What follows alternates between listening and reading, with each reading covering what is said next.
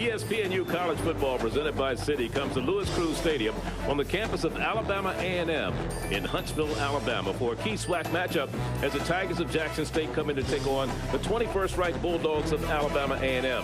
Let's check out the SWAC standings as we come down to the stretch run of this 2007 college football season. And you see these two teams playing in this game today are tied at 5-1 in the Eastern Division, with the winner, the front runner, to head to the championship game December 15th against probably the Grambling Tigers, who lead the West. Hello, everyone. Charlie Neal along with my partner Jay Walker. And at the beginning of the season, the predictors said these two teams would finish 1-2 in the East. Alabama A&M 1, Jackson State 2. That's why this game is so big today, Jay. That's why you have to play, to let you know that the talent knows talent. When we talk about the coaches and the writers, they knew that these two programs had what it took in order to make it to Birmingham for the SWAC Championship. When you talk about Jackson State, new coaching staff, Coach Comagese, proven winner, has got a program on the wires. And when you talk about Alabama A&M, you're talking about Anthony Jones, leadership, traditional powerhouse program in the SWAC Conference. And this game comes down to a story of quarterbacks for each team, starting with Jimmy Oliver of Jackson State, who is the star of the day. And this is an opportunity for Jimmy Oliver to have a breakout game. He's a hometown boy, won a state championship in Mississippi. Now the Tiger fans are expecting him to win a SWAC championship. If he can play well today, look for the Tigers to have a chance at win. But Jimmy Oliver playing well means he has to reduce the costly and the timely interception that have plagued his career. On the other side, when you talk about this Alabama A&M team, you're talking about a veteran quarterback in Kelsey Luke. They live or die with him. And Kelsey Luke is just a winner. I mean, all he does is win, win, win. One of the winningest quarterbacks in Alabama A&M history. So goes Kelsey Luke, so goes the Alabama A&M Tiger offense. If he plays well, whether it's throwing the football or making great runs with his mobility, look for the Tigers to have a great chance at winning this contest with an opportunity to defend their SWAC championship throne. And there you look at Rick Comagee's 11-8 record as the head coach of the Jackson State Tigers in his second year here, after spending many years at Tuskegee University, 10 years to be exact. On the other side of the ledger is Alabama A&M's head coach Anthony Jones in his sixth year with an overall record of 48-19. Ninth year overall as a head coach, 66-32. Played his collegiate ball under Willie Jeffries at Wichita State, and his team will get the ball to start this game. And as you look at Kevin Muriel, the senior out of Brandon, Mississippi, he has the ball on the tee. Jackson State wearing the visiting white jerseys. You're looking right there at Frank Moore, one of the deep men, to return this kick, along with Anthony Green for the Bulldogs of Alabama A&M, who are in their dark jerseys at home here. And this one goes along the ground, and it'll come down to Frank Moore right at about the 14-yard line. And Moore up the sideline, and he's across midfield, cuts it back, and is finally upended, but not before he gets all the way down to the 42-yard line. And that's one of the things I'm sure Anthony Jones is very pleased with. They have not done a great job in kickoff returns this year. That one was good for 46. Yeah, what a way to start off this contest when everything's on the line. If you get great special teams, that means you're winning one of the early aspects of the football game. With great special teams play, now it becomes a matter of can the offense capitalize and get points on the board early in this contest. His longest return before that one was 34 yards. That good for 46. Ulysses Banks in the backfield, alone, setback behind the quarterback, Kelsey Luke, and it goes to Banks. Cuts it back inside, and a bunch of white jerseys is there to meet him immediately, led by Daniel Brooks, number 2. The offensive alignment for the Alabama A&M Bulldogs. The backs and receivers, Ulysses Banks. The fullback is McCants. The tight end is Charles Moody. As you look at your quarterback there, the other receivers, Harrison Johnson. The line up front consists of Manuel, Meade, Jackson, James Sanders, and Darius Turner. It is second down. They lost about 2 yards on that play. Here's Luke back to pass under a little pressure, rolls out to his right, waving defenders downfield or receivers downfield, has it complete to his tight end Moody. Moody at the 10, the 5, fumble, and he fumbles the football, and maybe Jackson State has it. Charles Moody was the tight end, made a great catch, got him the first down, but now it looks like it's going to be maybe Alabama A&M holding on to the football somehow.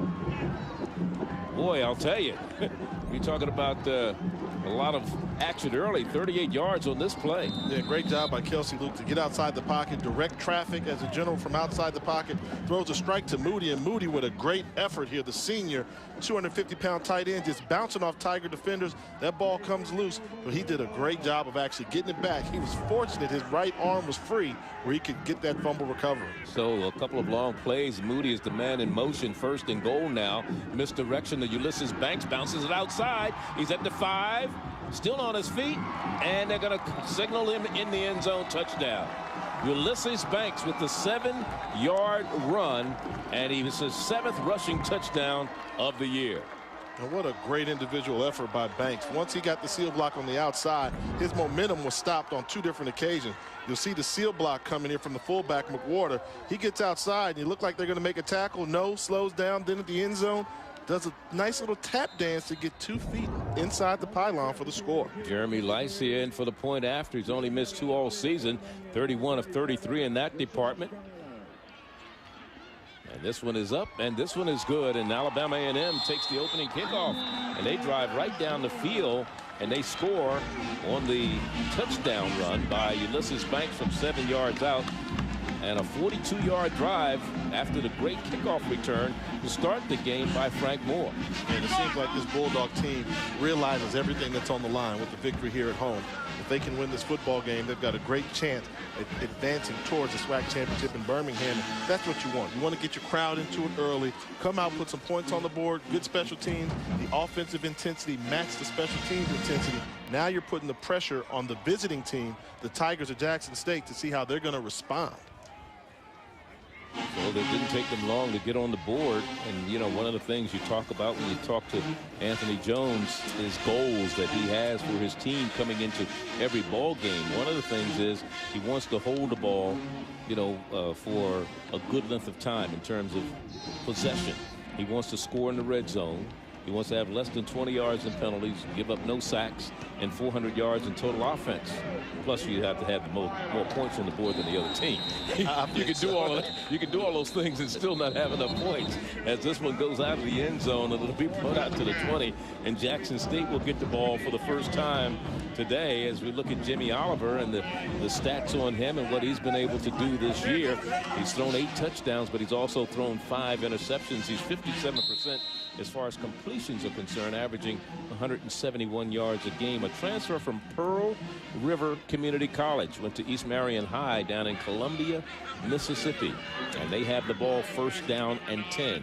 They need to get their running game going. That is Jackson State. Eric Hall, H-A-W is the way it's spelled, is the second back in the I formation for the Tigers of Jackson. And Hall has the ball on first down, and he runs into a wall there, led by Avery Mullen and the rest of that defense of the Alabama A&M team. Jeremy Maddox, one of them. As far as Jackson State's offense, the backs and receivers, Eric Hall, along with Edward Lee at the fullback. Lavorius Giles, will see him, and Cody Hull also. The receivers, Chris Johnson and Jamar Johnson, they're real good ones. Terrence Jones has been doing a great job at the tight end spot for them this year. Up front, Lorenzo Breland is the center. Harness and Jones are the guards, and Terrell Williams and Michael Smith are the tackles. It is second down and 10 for the Tigers. Oliver operating out of the shotgun now. And now we get a whistle. Stoppage of play. Penalty flag on the field. Penalty flag delayed. Number 9 on offense. 5-yard penalty. Second down. Keith Moore is our referee today.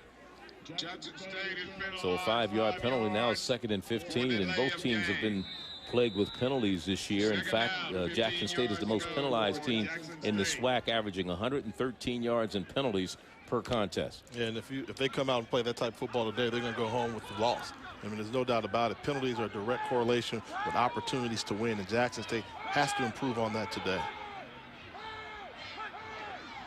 Oliver from the shotgun on 1st and 15, dropped in and out of the hands of Carlos Simpson, just didn't hold on, and they've had a lot of drop passes in the last couple of weeks. And that was a gimme one. I mean, that was a great throw by Jimmy Oliver. Hit him in stride. He didn't throw too hard a pass. He put a nice little touch on that where he should have come down with that catch and had an ability to gain some run after catch yards. But in that case there, you got to catch the football first. Carlos Simpson, a junior out of Detroit, Michigan, transfer from University of Cincinnati. You look at Alabama A&M's defense: Traylor, Askew, Garrett, and Cummings, the down linemen. Mullen, Nelson, and Rice are the linebackers in the secondary. Thomas, Al Donaldson, Bobby McClain, and Stephen Tucker. It is make that third down and 15. There's a timeout on the field. Rick Commage's teams have their back against the wall so far. We'll be back here in Huntsville after these messages.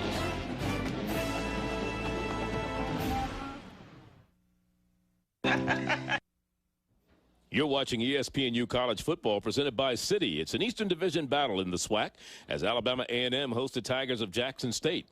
Due to time constraints, we move ahead. No gain on the last play, 2nd and 10.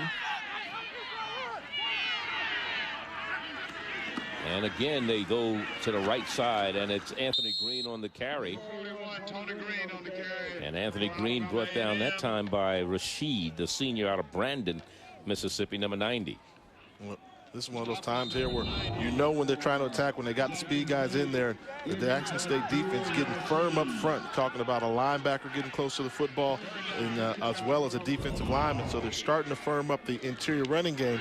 The only problem with that is once you slow down the running game and concentrate too hard on it, number 9, Kelsey Luke, hits you with a play-action pass and makes a great decision. And he has some pretty good receivers out there also, Kelsey does, to throw to.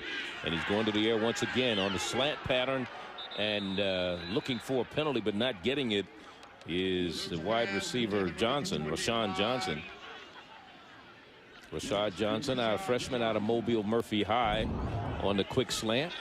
And that's just one where it got away from Kelsey. Give credit to the defensive back playing hard man-to-man coverage on the inside. That was Keith Campen. Johnson is a wide receiver. You got to win that battle. You've got to get inside that guy when he's trying to wall you off like that. 36-yard field goal attempt by Jeremy Lycia, 11 of 15, hit 5 of his last 8. Last 2 games, though, he's missed 1 in each game, has 15 career field goals, and this one will be a 36-yarder. It is up, has the distance, and this one is good. So a 10-0 lead now for Alabama A&M. A field goal and a 7-yard touchdown run by Banks. Anthony Jones, you would know his team was up by 10. We'll be back.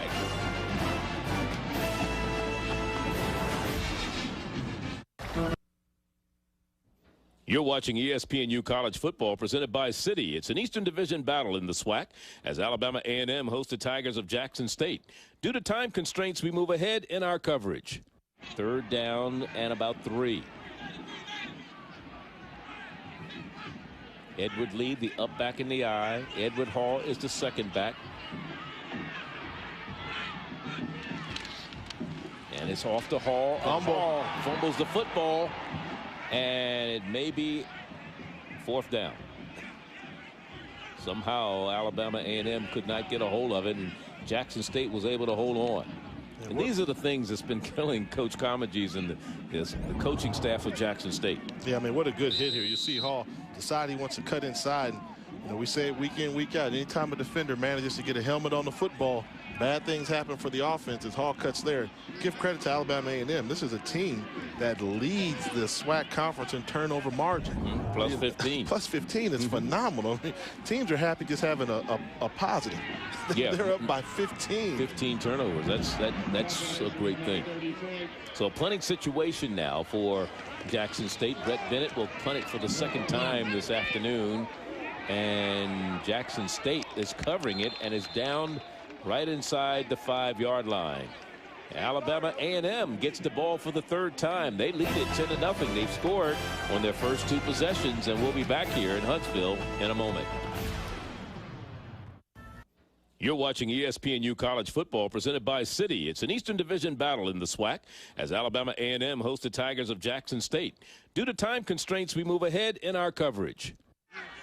41-yard field goal for Lycia. His longest this year is 42. This has the distance, and this one is good. So Jeremy Lycia, 2 for 2 in the field goal department today. One from 36 yards out. This one from 41 yards out.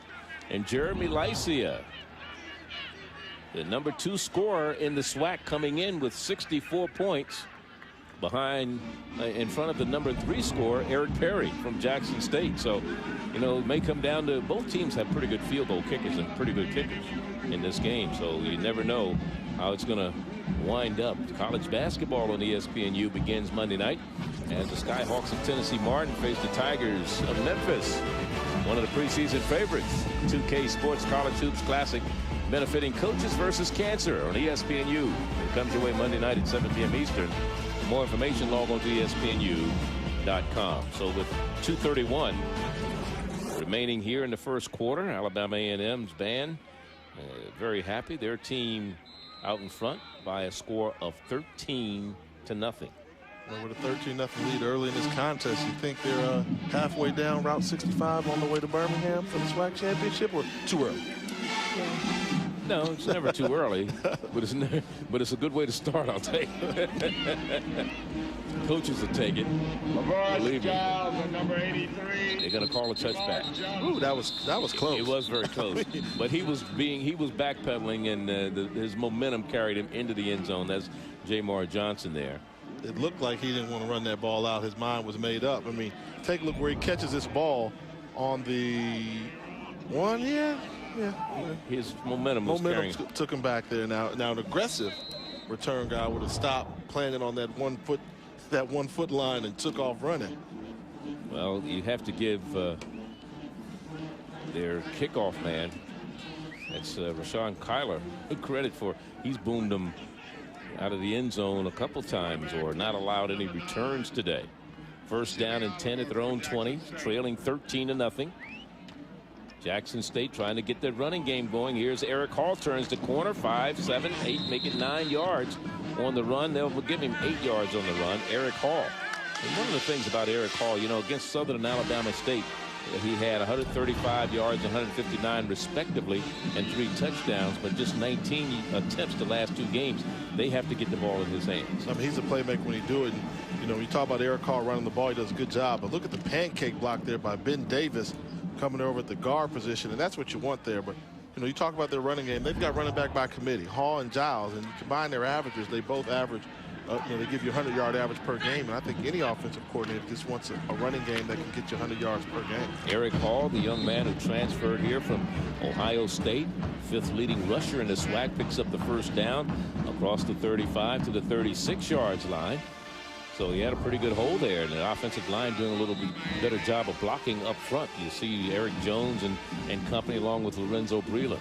Yeah, you know, really impressed with Eric Jones, the way he's been able to get off the football. And so often when teams play Alabama A&M, they want to attack the small defensive line, but they're so quick, hard to get a hand on them. But it looks like Jackson State figuring out how to just go man blocking instead of the zone blocking scheme and having some success in the running game. We're talking about Eric Jones, number 60, the left guard. He's the only offensive lineman on this Jackson State team. As Oliver is in trouble and cannot get away from the defense there of Alabama A&M, led by Bobby McClain there, the junior out of Atlanta's Grady High. Yeah, perfect defense. You got the pitch man accounted for. The quarterback is reading his keys, but then all of a sudden he doesn't anticipate that linebacker coming around and getting them. You see him do a good job of trying to read his keys, the defensive line being blocked, and that's how you play team defense. And the one thing about this Bulldog defense coached by Bronsky Towns, the defensive coordinator, is they play great assignment defense, and it's pretty tough to run an option against a team so disciplined. Now, you call that a sack or a tackle for loss? Tackle for loss. Okay, they're different with tackle for loss, but they complete the pass and they get the first down on the next play. So that's what Oliver can do to you. You get him and lose, you sack him or tackle him for loss for 10 yards, and he comes back on the next play and completes a 20-yard first down play. Yeah, steps up in the pocket, and the wide receiver settles down in the sweet spot, and that's a good job. Terrence Jones of slowing down there the tight end, the wide tight end, the third wide receiver finding the sweet spot of the defense, and they're attacking it again. going to that sweet spot in between the cornerback and the safety on the cover 2 look. That's what you're doing. When you see a quarterback shuffling hands like that, when you see Oliver saying, hey, clock it, I want to run it again, he likes the defensive look that he's getting. He doesn't want to give a defensive chance to change their coverage so he can keep attacking that cover 2 type soft zone coverage. And he gets another first down with the completion of Terrence Jones, who's caught 6 passes for 112 yards the last 2 games, came in with 13 receptions for the year out of Hines Community College. And the play clock is down, and now Jackson State will call a timeout because they were in danger of getting a penalty. Or did they get the penalty? Let's see. No, I don't think it's a penalty. I think it malfunctioned here. I don't think they reset it. Clock malfunction issue. Okay, because I saw 0 down there, and then I saw Oliver running to the sideline. And we're going to get some kind of an explanation from Keith Moore, our referee.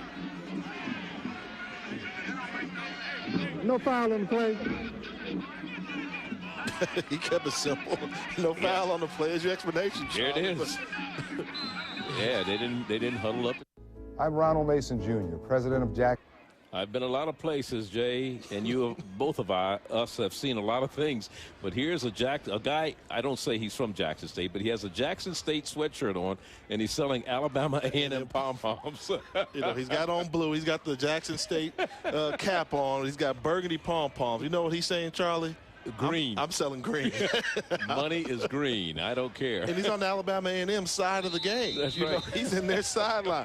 Now, I guarantee at halftime. He probably came all the way from Jackson with those pom-poms. See if he makes a halftime adjustment, goes to the JSU sideline to sell some JSU pom-poms. As we start the second quarter here, Eric Hall off the left side. Number 3, And Eric Hall down to about the 21-yard line, along with Jay Walker, Charlie Neal here in Huntsville, Alabama. The 21st ranked Alabama A&M Bulldogs in the Football Championship subdivision, ranked 21st this week. Second down. I believe maybe the first time we've ever seen them ranked. You know, they've been nipping. Yeah, they've been 25, and they were 1 vote off, and now they're in the top 25. And I'll tell you what, they're playing like a top 25 team here today. And this one goes incomplete. For some reason or other, looking for a penalty, but there was no penalty marker drop. There was no reason to. I think it was a misread between the receiver and Oliver, because he threw it right between 2 receivers and 2 defenders. This will bring up a 3rd down situation now for Jackson State. The Tigers so far today in 3rd down conversions, they are 0 for 2. Not converted any 3rd downs this afternoon. Eric Hall, the lone setback in the backfield. Oliver working from the shotgun.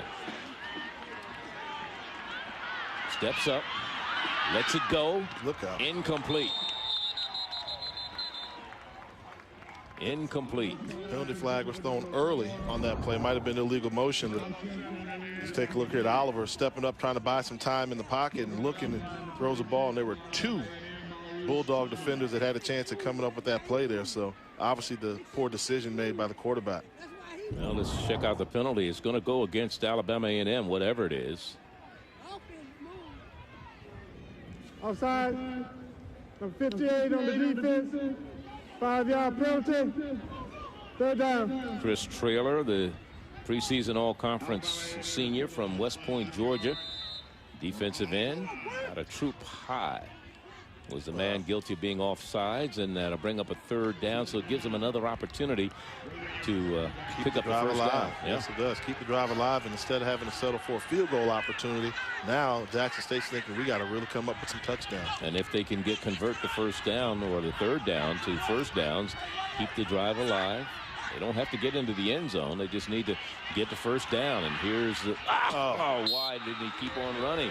My question exactly. Jimmy Oliver, he had a little field in front of him, some green grass, and decided to try to flip it. And flipping it, he just overthrew the receiver. So that'll bring up the 4th down situation. Alabama A&M brought the whole blitz. Everybody coming, attacking all the gaps. He found the crease. Had he just run to the outside, he would have picked up the first down easily, and possibly more once he got to the edge. And you take a look at him there thinking, man, I should have ran that ball there.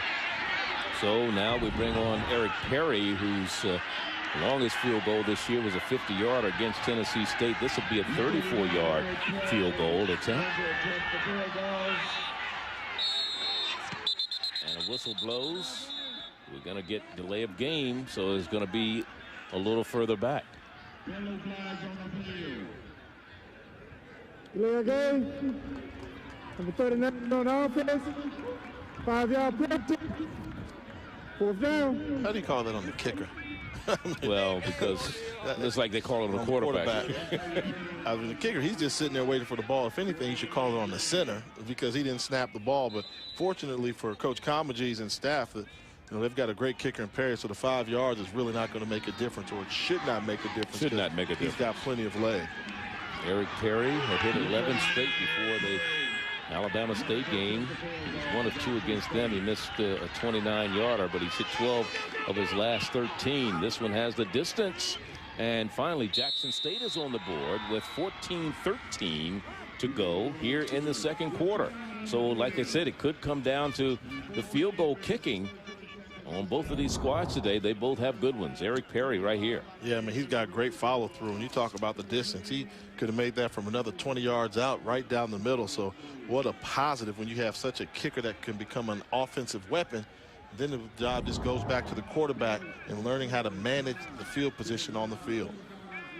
And don't forget to log on to your online source for all things college sports, ESPNU.com. It's an online service that's the gateway to all college sports content from ESPN that combines the latest news with an expanded collection of exclusive materials, scores, columns, video and audio highlights, podcasts, live streaming games, and much more.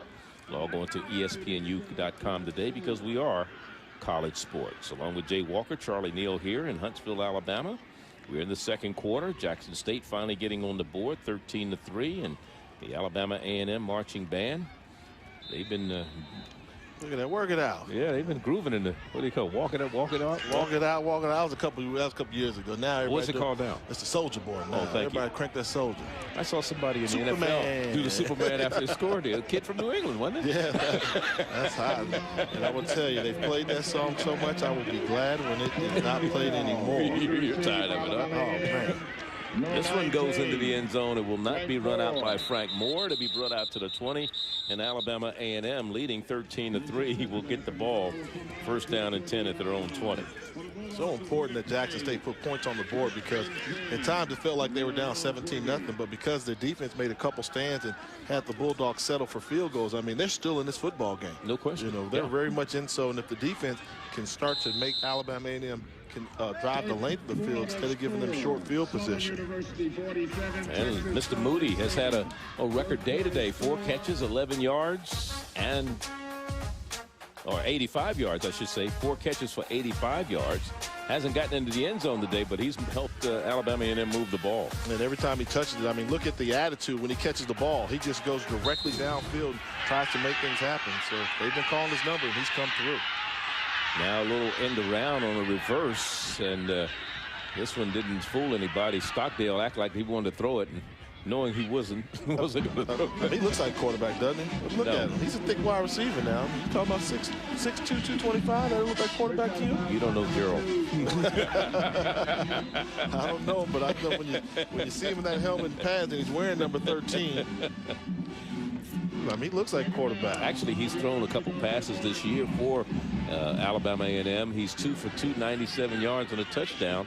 In fact, he had a 55-yarder to Harris against Southern University. So he's capable of doing it. He just didn't get it off that time. Here's a pass down the sideline. It goes off the hands of Thomas Harris, sophomore.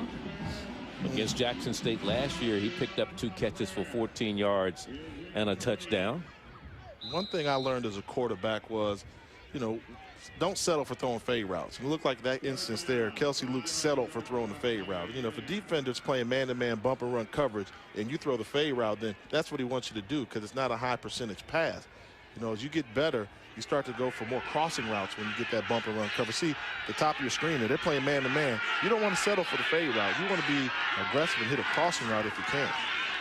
Here's Luke rolling to the left, has some running room. He's going to take off, and he runs out of bounds in front of his own bench and has the first down, and they move the chains up to the 35-yard line. Last year against Jackson State, Kelsey Luke ran for 94 yards, a pair of touchdowns. 60, I mean, he's had some pretty good success against this Jackson State team. What a great job by the fullback there, Janarion McWhorter. I mean, anytime you see a quarterback break and contain outside the pocket, that means he got a great lead block by the fullback, and McWhorter sealed that edge, allowing Luke the necessary space to gain first down yardage. Out to the 35 where it is first down and 10. Jackson showing blitz. And nothing doing in the running game this time for Alabama A&M. They've had to step up their passing game a little more so this year, as Corey Clark made the stop defensively. There he is, number 97.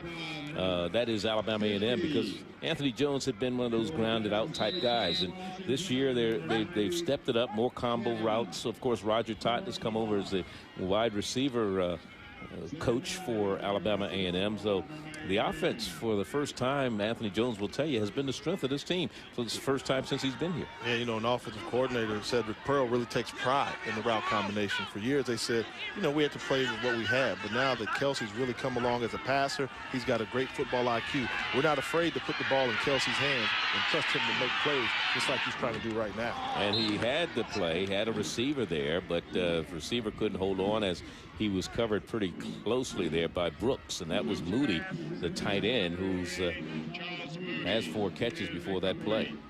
And one thing that Alabama A&M's going to have to do is, as this game goes further and Jackson State hangs around, I mean, Jackson State's a physical football team, and everybody knows SWAC football and knows Alabama A&M. They're quick, they're efficient, but they're not big. You're never going to hear people talk about how big the Bulldogs are, and it looks like down in the trenches, talk about Corey Clark, 97. We talked about him before. The defensive tackles for Jackson State go 320 pounds apiece. They're starting to wear down that offensive line for the Bulldogs. 2 of 4 third down conversions for A&M. 3rd and 11 facing him right now. Let's see if Luke can get him out of that. And this one is going to be called incomplete, so it'll bring up a first punting situation of the day for Alabama A&M. Great pressure by the defensive line to force Luke to move around in the pocket. Anytime you get pressure with just 4 down linemen, that means you're starting to win the battle in the trenches, and Alabama A&M has to be careful to not give up that control and firm up and protect Kelsey Luke. Kyler is the punter for Alabama A&M, averaging about 39 yards per punt, ranked 5th in the conference in punting. He's a junior, or sophomore actually, out of Stone Mountain, Georgia. Low snap. Has to run left. And he got it off the left side of his foot, and it's going to go out of bounds for Jackson State. Takes a great bounce there. That's about a 17, 18-yard punt. That's about it. 17-yard punt for a young man who came in averaging 39 yards a punt. He had to move to keep it from getting blocked. Still got 17 out of it.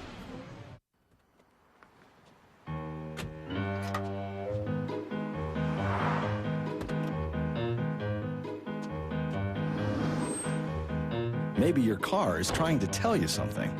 Maybe it's asking for the hard-working gasoline at Phillips 66. Gas specially formulated to help clean fuel injectors in 5 tanks, which helps you maximize mileage and reduce emissions.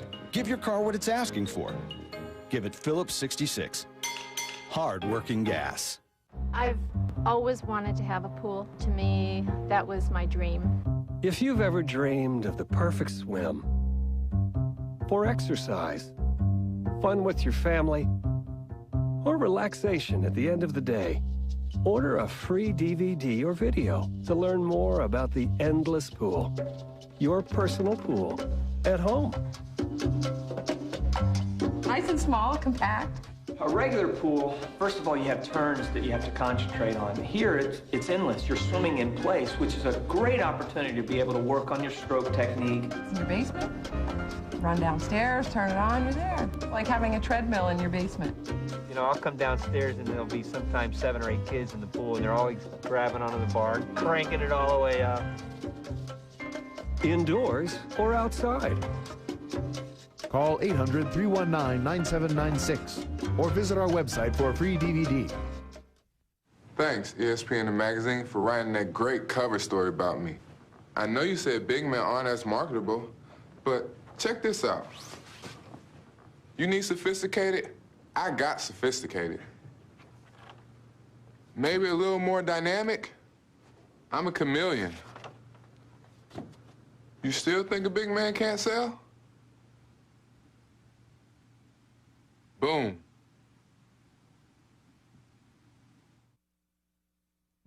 You're watching ESPNU College Football presented by Citi. It's an Eastern Division battle in the SWAC as Alabama A&M hosts the Tigers of Jackson State. Due to time constraints, we move ahead in our coverage after these messages. Everybody loves a beautiful garden, but not the blisters, bending, and backaches that come with it. Hi, Billy Mays here with the awesome auger, the world's most efficient and powerful yard tool you'll ever use. Just attach it to any size drill. Pull the trigger, plant, and grow. It's great for preparing soil for all kinds of planting. Use it to plant trees, shrubs, and bushes. It works like magic for tilling and cultivating the garden. And it's perfect for aerating compost piles. It takes all the work out of digging post holes, removing dead trees, bushes. People like the crowd to box on them, and that's why they've had problems with the running game the last couple of ball games. This time it's Cody Hull. Hull trying to bounce it to the outside, being chased by Mullen. Turns the corner, and he's at the 1. Goes out of bounds. Oh, touchdown. No. It was a discussion between the field judge and the line judge, and the field judge says he got in. But do we have a penalty flag down? We do. And that's going to be holding. That was thrown by the umpire, so forget all the whether he got in or not. The key is it's not going to count either way. Run. Holding. 82 on offense. 10-yard penalty. Keep it down. That's Cedric Dixon, freshman out of Atlanta, that they called it on, number 82. Let's see if we can see it. Ball's going to the right there. There He got is. some of that jersey. He didn't let go. And, you know, it's unfortunate because Hull was already outside. I was going to say, it didn't even have any bearing on the play, or it wouldn't have. But then you don't know. If I wasn't held, maybe I could have gotten out there. You don't know how fast I am. Second down and goal. 10 minutes to go. Oliver throwing to the end zone. Incomplete. Far side. Jamar Johnson, the intended receiver, over there. Long fade route into the corner of the end zone, and it'll bring up 3rd and goal. You know, you had the matchup that you wanted. You had a corner hitch combination against the cover 2, but what the quarterback didn't do, Oliver did not pull the wide receiver away. He went for the deep pylon where he had room to pull the wide receiver back to the football. Could have been an easy touchdown completion, but Oliver had a bad aiming point on his throw. 6'1", 180-pound senior, Columbia, Mississippi. Has thrown 8 touchdown passes this year. Now timeout's been called by Jackson State. We're going to step aside while Coach Oliver talks things over with his team. He's upset about something. We'll be back.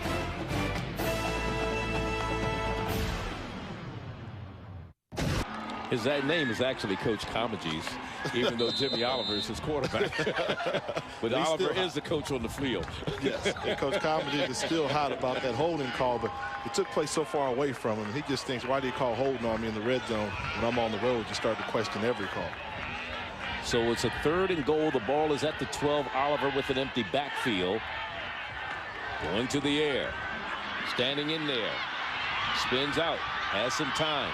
In trouble. See, he went the wrong way, and he was brought down by Jeremy Maddox. You know, you can move side to side, but you can't move backwards. I know you got a great kicker, but wow, by you getting sacked that deep, you're really putting strain on your kicker's leg. I mean, move side to side, step up, stop moving backwards. Right now you got to think, if it's even close, I got to get rid of the football. I got to throw it away or do something. But he kept moving back further and further, and he's really testing the leg of his young kicker. Yeah, they were at the 12. They lost 18 yards on that play.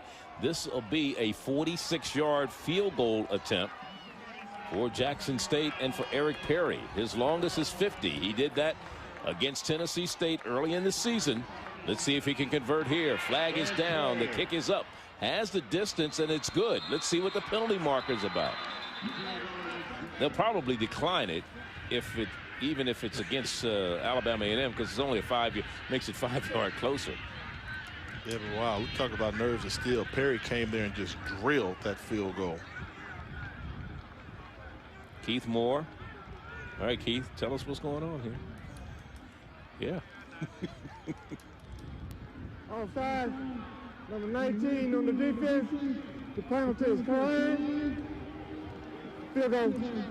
So there it is. Eric Perry, young man out of Miami, Florida, only 5'8", big leg though, only 155 pounds, a sophomore, and that is his 16th field goal of the season. He's only missed one in the one in the last couple of weeks. He's 14 of 17 coming into the game, 2 of 2 today. And college basketball on ESPNU begins Monday night as the Skyhawks of Tennessee Martin face the third-ranked team in the preseason poll, the Tigers of Memphis. It's the 2K Sports College Hoops Classic benefiting Coaches versus Cancer. It comes your way right here on ESPNU Monday night at 7 p.m. Eastern. Basketball season is upon us. Jay? Man, you know, I like that name. That seems like a great name for a basketball team, the Skyhawks. I mean, you know, I wouldn't like it if I was a football team. All right, Skywalker. But I mean, Skyhawks just seems like a hoop squad. I mean, they seem like they can ball. And, you know, you talk about Calipari in Memphis. We know that they can play some ball down there in Beale Street. 13-6 our score. Nothing doing this time for Alabama A&M on the return. Did the ball come out? No, Frank Moore was the man that brought it back for him. You talk about Jeremy Maddox, who came up with that big stop on the quarterback. Jimmy Oliver that forced that long field goal. He was a starter at the beginning of the season, but drew a couple of big penalties in the third quarter. I believe it was against Tennessee State, a roughing the pass and a personal foul penalty, shoving an offensive lineman, and that allowed Tennessee State to get back in the game. Fortunately, A&M went on to win the game, but he was replaced in the lineup by Dominique Wilkins. Well, Wilkins started until 2 weeks ago when he missed practice and was late for a workout, and so Maddox managed to get back in the lineup, and he's showing why he belongs in there. As you should look at Kelsey Luke just throwing this one away. Well, you know, you got to be careful. You can tell, you know, certain points in the game, you can tell what the coaches are telling their quarterbacks or telling the D-line, get hits on the quarterback. And this looks like a late hit to me. You'll see Idris Abdur-Rashid get outside the pocket, ball's gone, and he still pulls him down. So that tells me right away the defensive coordinator, Darren Hayes, has told Jackson State, we got to get as many hits on Luke as we can to get the backup in the game. But, you know, they're getting very, very, very close to that being a late hit. And I actually thought that should have been called. Why does everybody want to hit the quarterback, Charlie? Because they don't like you guys. In practice, what happens? You put on them little dresses and run around and tell people you can't get hit. Here's Luke in trouble again and has to throw it away. You know, they tell you, you can't hit the quarterback in practice.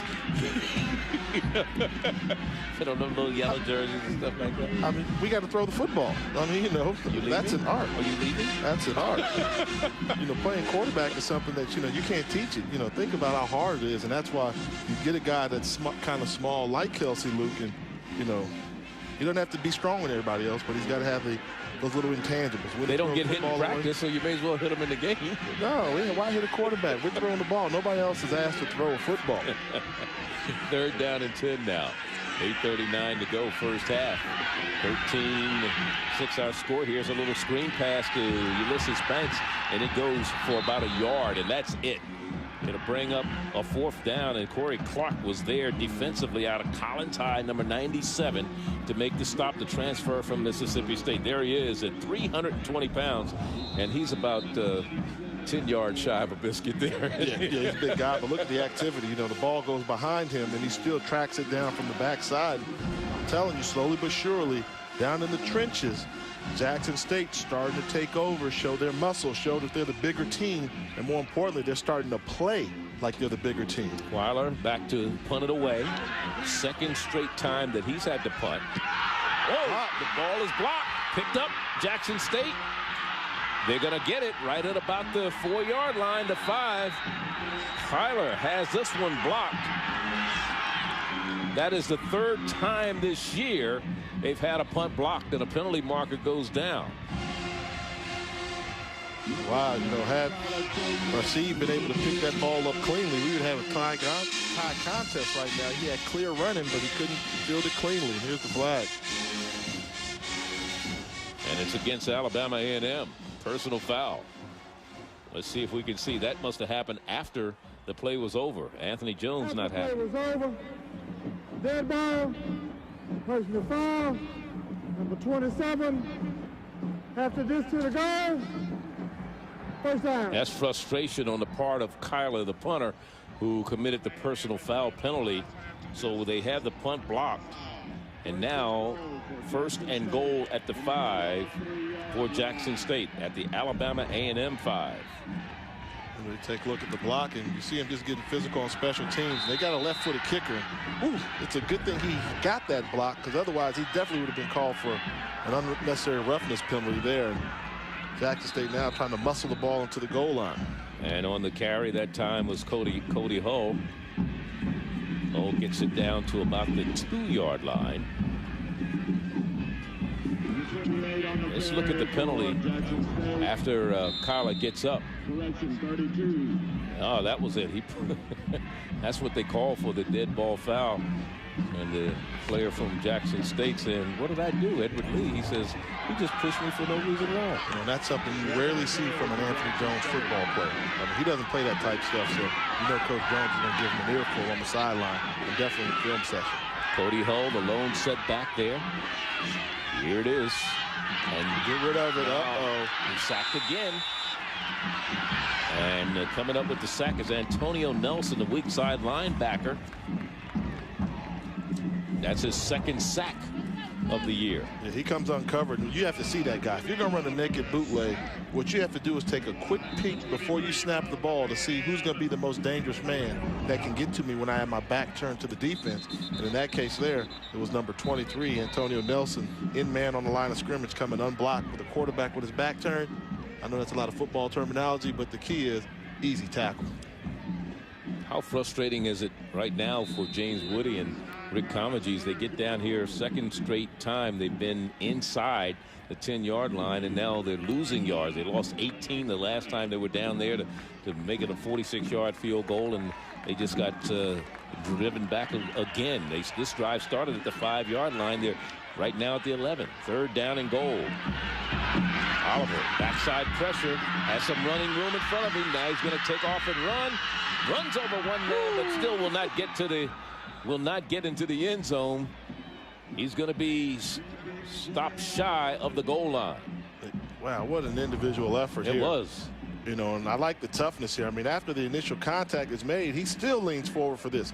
Pump fake, lower the shoulders, keep your balance, and almost stretch. Antonio Nelson was the man who kept him out of the end zone. They're going to go for it on fourth down.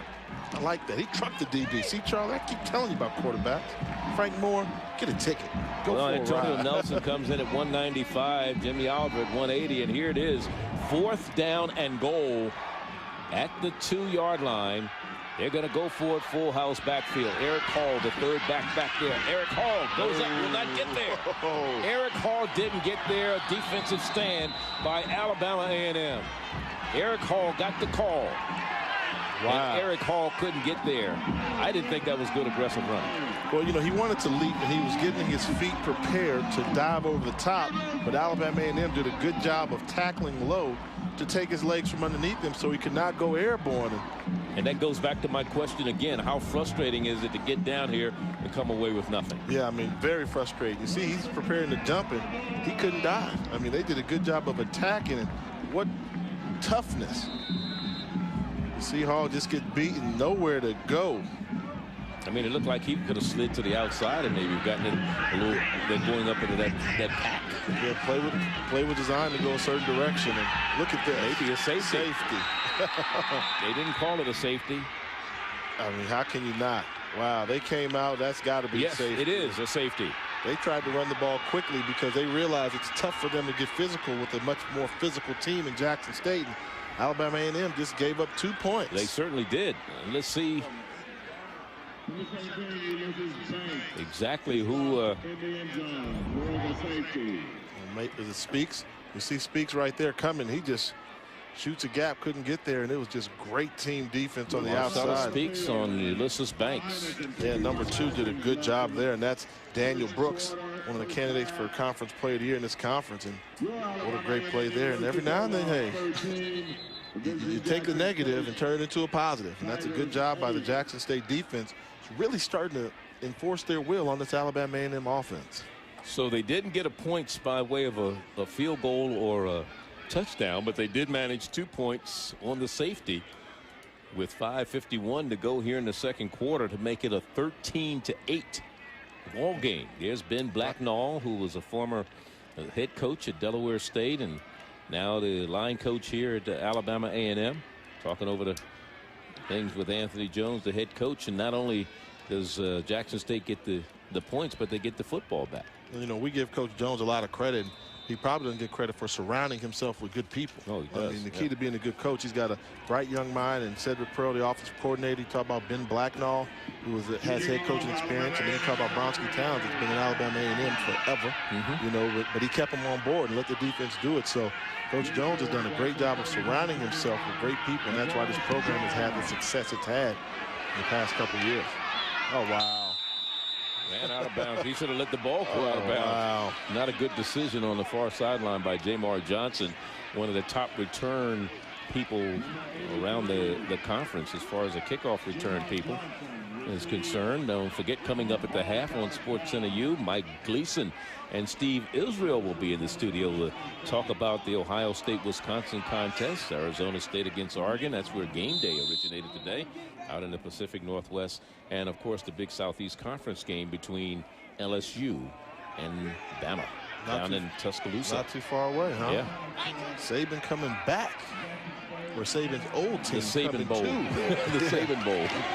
At the 24-yard line, here's Cody Hull on the carry for about 4 or 5 yards. Good patience by Hull there, running that toss to the outside, looking for the right gap to attack. And you got that new look going on. I'm trying to get used to it. Everybody's got the dreads. They want to cover up the name. You know, I was from that generation where we were just so happy to have our names on the back of the jersey. We wanted everybody to know who you were. Right? Now Rasheem Mathis, you know, and Al Harris, all those guys in the NFL, and Ricky Williams, they start this trend where you cover up the names now.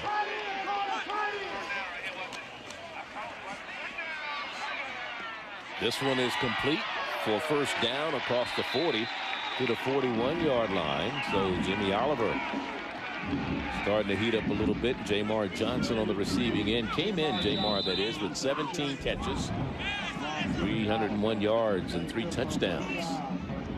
You see there, Jamar Johnson just running a curl route and settling in the hole. And here's Oliver again.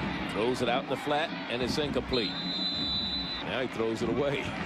But at least he had the presence of mind to throw it away. You know, and one thing about Jimmy Oliver, we haven't seen him throw a ball in stride all game. You know, it's not like he's got the ball taken 1, 2, 3, got rid of the football. So that lets me know, and the defense can realize this as well, that he's not a guy that's reading the coverages early. What he's doing is he's reacting to what the defense is doing. Now, there's some great quarterbacks that could do that. Joe Montana was one of those guys. He got credit for the 3-step drop, but he could also adjust on the fly better than anybody else. And Jimmy Oliver's one of those guys where he's relying solely on just adjustments and reacting to whatever the defense is doing. And this time he gives the ball off to Cody Hull, and Hull finds it going a little tough there as he picks up maybe 3 yards up to about the 44-yard line. So it'll bring up 3rd down and 7. You're talking about trying to get this running game going. That is for Jackson State. You know, they just 289 running attempts for the season, passing 222, 57%.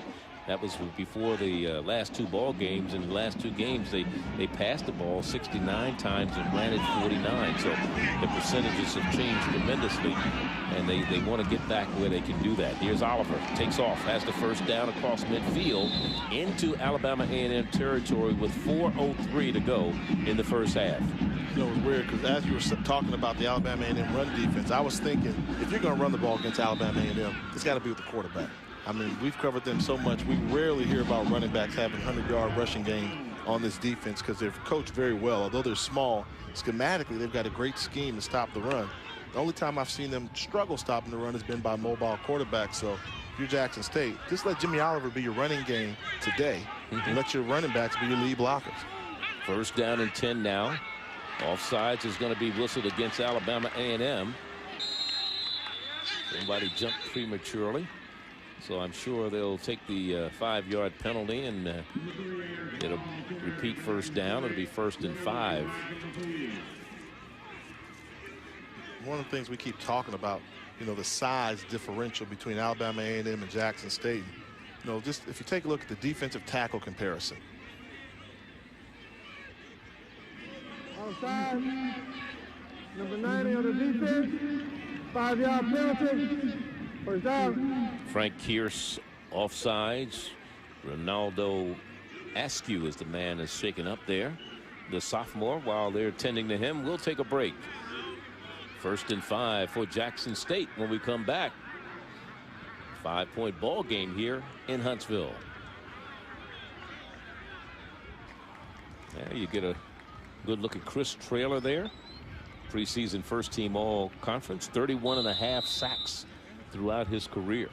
You know, one of the things we talked about, the size. I mean, Chris Traylor, that's their sack guy for Alabama A&M. 5'10", 221 pounds. And then you go to Brooks on the other side. He's the small guy for Jackson State, but he goes 6'2", 250. And then you talk about in the trenches, you've got guys for Alabama A&M that are playing nose tackle at 260 pounds, and you've got 2 320-pound defensive linemen for Jackson State. So sooner or later, once the big team continues to play big, Alabama A&M has to overcome that. And as the game goes on, the big guys just keep wearing down this smaller team. And I think Alabama A&M has slowed down because Jackson State has figured out a way to get physical with them. Get physical. We'll call it 2nd down and a long 2 now after that run by Eric Hall. They're going to have to get down just inside the 38-yard line, close to the 37. That is Jackson State, to pick up the first down. This is a 2nd down play. That was a 1st and 5 play. Eric Hall, the second back in the eye. Eric Hall has the call, has the first down, still on his feet, bouncing off people and down inside the 30 to about the 30-yard line is where they're going to spot it. So it's a gain of 10 yards on the run by Eric Hall. Came in as the 5th leading rusher in the SWAC, averaging 4.4 yards a carry. You know, hey, we got a defensive line with an opportunity to make a tackle for a loss. He misses the tackle. Hall, a good running back that he is, makes him pay by getting the first down yardage and then some. And Hall's a good-looking back. I mean, I like him. He's one of those backs that really doesn't have to lead a game. He can catch the ball at the backfield. He can run, make the first guy miss. And he's just a junior, so they've got a good running back in Eric Hall. Oliver back to pass, incomplete. Through the breadbasket of Giles coming out of the backfield. He'd think he may have heard footsteps. But going back to Eric Hall, you know, here's a young man that had 294 yards running in the 2 games before they played Jackson State. Grambling State University, and they lost that game 30-20 down in Jackson, Mississippi. The last 2 games, just 27 yards and 2 touchdowns, a 5 and a 22-yard, 5 yards in one game and 22 yards in another. So far today, Eric Hall has done a pretty good job on 10 carries, 51 yards. I just didn't like what he did on that last touchdown try down at the end zone. But other than that, he's having a pretty good game. Yeah, he's been solid, you know, and they've got to be able to run the ball. And this offense it's tough because, you know, you understand the concept of what they're trying to do. I mean, ideally, they would love to spread you out and throw it all over the place. But I think because of the type of quarterback that they have, the opposing defenses don't treat the passing game with the respect they need to, because the quarterback is looking to run first, pass second, and they're just really defending the run. When we talk about defending the run, you're not only trying to stop the quarterback, but the running back too. And I think the running back's yards suffer because of that. 3rd downs, 2 of 7 in 3rd down conversions today for Jackson State. Under duress, Oliver lets it go, has a man there, but he is defended pretty well downfield right at the 10-yard line. They were trying to get it into the hands of Jamar Johnson, and he was covered pretty good, and it'll bring up 4th down. And that's what happens when you got a quarterback that's looking to run. So he's looking to run. He's not stepping up to throw that ball. He had room right there. He was stepping up to try and create something. And when you got a wide receiver running down the seam late, he had been open for 2 seconds. He knows he's going to get hit now. Yeah, but the ball was thrown perfect. He should have caught it because you're going to get hit anyway. Right. But you help out your wide receivers when you give them the ball in stride where they can make some folks miss. 49-yard field goal attempt. Just confidence in your kicker. For Eric Perry, who has a 50-yarder so far this year. He's already hit a couple. He's hit a 39 and a 46. This is a 49-yard attempt. Oliver, the holder, the kick is up. It's not going to make it. It's going to be short. Going to be short. Had the straight. It was straight there, yeah. But the trajectory came out of there, and you know he popped up the 9-iron when he needed to bear down on it and punch it through there a little bit. Trajectory was too high. Let's go. So Jackson State takes over with 1:56 to go. And you know, this game, we talk about why it's so important, looking at the standings once again as far as the SWAC is concerned in the Eastern Division. You know, Alabama A&M and Jackson State both 5-1, followed by Alabama State, Mississippi Valley, and Alcorn. Then over in the West, Grambling, you know, the closest team to them is Southern University, and Southern has 2 losses as far as conference games are concerned. Of course, the big game coming up, the Bayou Classic, Thanksgiving weekend down in New Orleans, and you know, Southern University can have some say as to whether Grambling goes into the SWAC Championship should they prevail with an unbeaten conference record. Yeah, you know, G-Man, interesting game today. They got to take on Alabama State, so that game could take on some importance. And Grambling just kind of rolling. Give credit where credit is due. Rob Broadway's coming in and done a fantastic job. Now you see Alabama A&M going to, and you can do this with a senior quarterback, regardless of if you're up or down going into the half. Put the ball in Kelsey Luke's hands, let him call some plays, get your 2-minute offense going, trying to increase your lead going into halftime. One of the things that Coach Anthony Jones was concerned about is they hadn't made any real big plays in the last 2 ball games, and they get the pass complete on the far side to Rashad Johnson. Just 3 plays over 20 yards, 2 were, you know, they had 2 plays over 20 yards, but then they had 5 drop passes against Alabama State. Then they had 2 against Arkansas Pine Bluff. Those are the types of things that's been frustrating for this offense for Alabama A&M. Here's Kelsey Luke throwing it down the sideline, has a man wide open, touchdown. Harris for 6. 49 yards. And there it is, the big play. We were just talking about it. They hadn't had a big play, and now they have a big one today. Cover 2, Dominique Johnson took a poor angle. What Alabama State has started to do, because they couldn't stop up front, doing 3-step drops. So he's in the gun, but he's getting rid of this ball. Wide hash mark, and look at the angle. He didn't even see the ball coming. Dominique Johnson thought he was throwing the ball to the out route instead of the deep route. And Thomas Johnson just continues. Thomas Harris continues to pad his stats.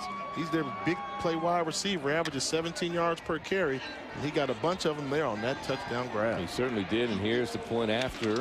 Jeremy Lycia, this one is blocked. It could be picked up and run back for a couple of yards, for a couple points, but it's not going to be picked up.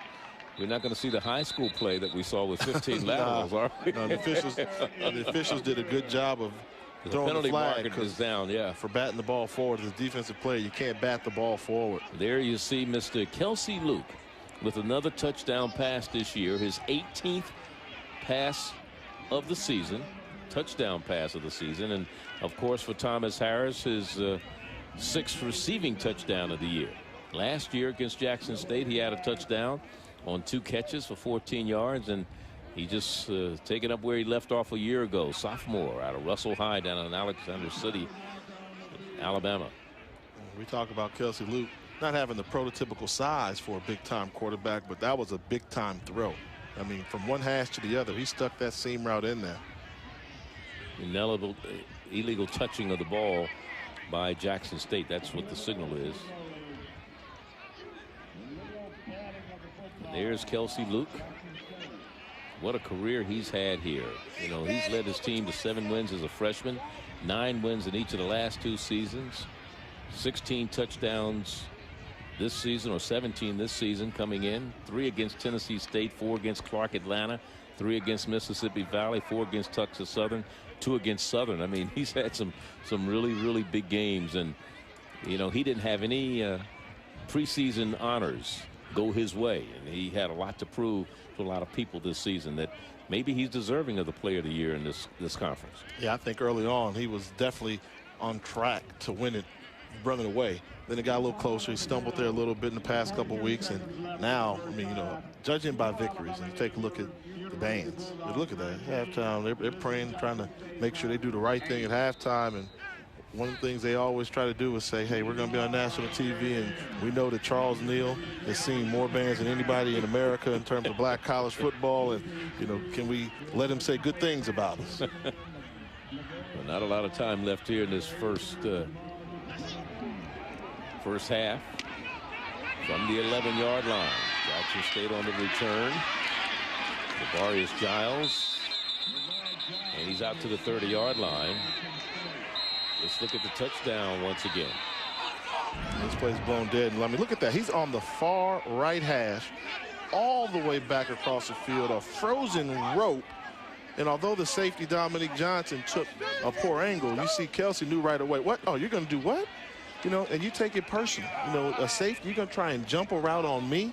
You know, that's one thing where a quarterback gets upset when you catch DBs trying to jump routes and they don't think you have enough arm strength to get it there. That was a big-time throw by Kelsey Luke. It's probably the most impressive throw he's made in the first half today. He continues to get it done. Kelsey Luke.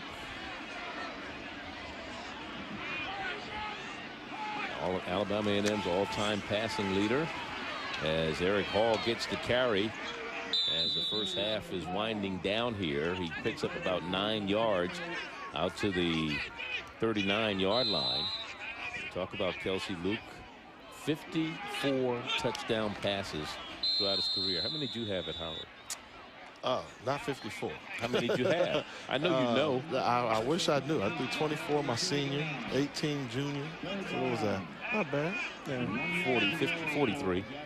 In 3 years, not bad. 2 years. You were only there 2 years. That's what yeah. What did I say, 4? But you don't know when you were I know there. It's not. It can't end with a 3, Charlie. 24 plus 18, so it's got to be a 42. 6. Yeah, 42. Got to be a 6.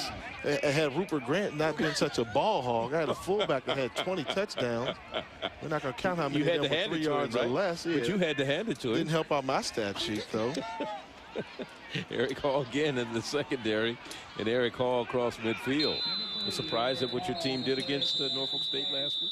They compete. You know, Coach Bailey's doing a good job, and you know, at conference is tough, and they got a good defense. Anytime you got a defense that can keep you in there with the front 7, you can beat anybody. And Norfolk State, I think, you know, my old coach Denny Green said they started reading the headlines, assuming that they were just going to walk over Howard and win their homecoming. And, you know, you can judge a team by how much they compete, but how do they handle success? And Norfolk State had success, and I don't think they handled success well.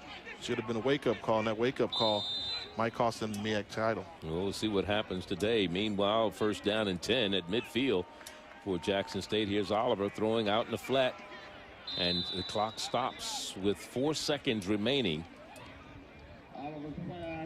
before halftime. That's 0.4 seconds remaining.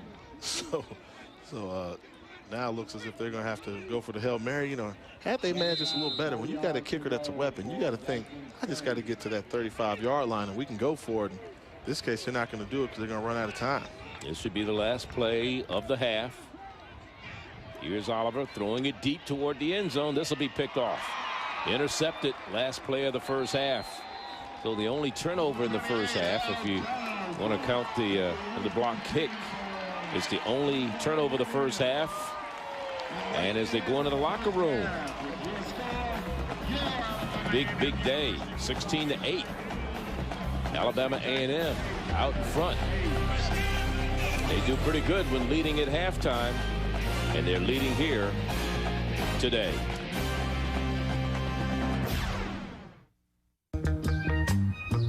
No curve. It's halftime here on Senior Day in Huntsville, Alabama, in this SWAC matchup between the Tigers of Jackson State and the Bulldogs of Alabama A&M. College basketball on ESPNU begins Monday night. Action from Huntsville is coming up. Alabama A&M.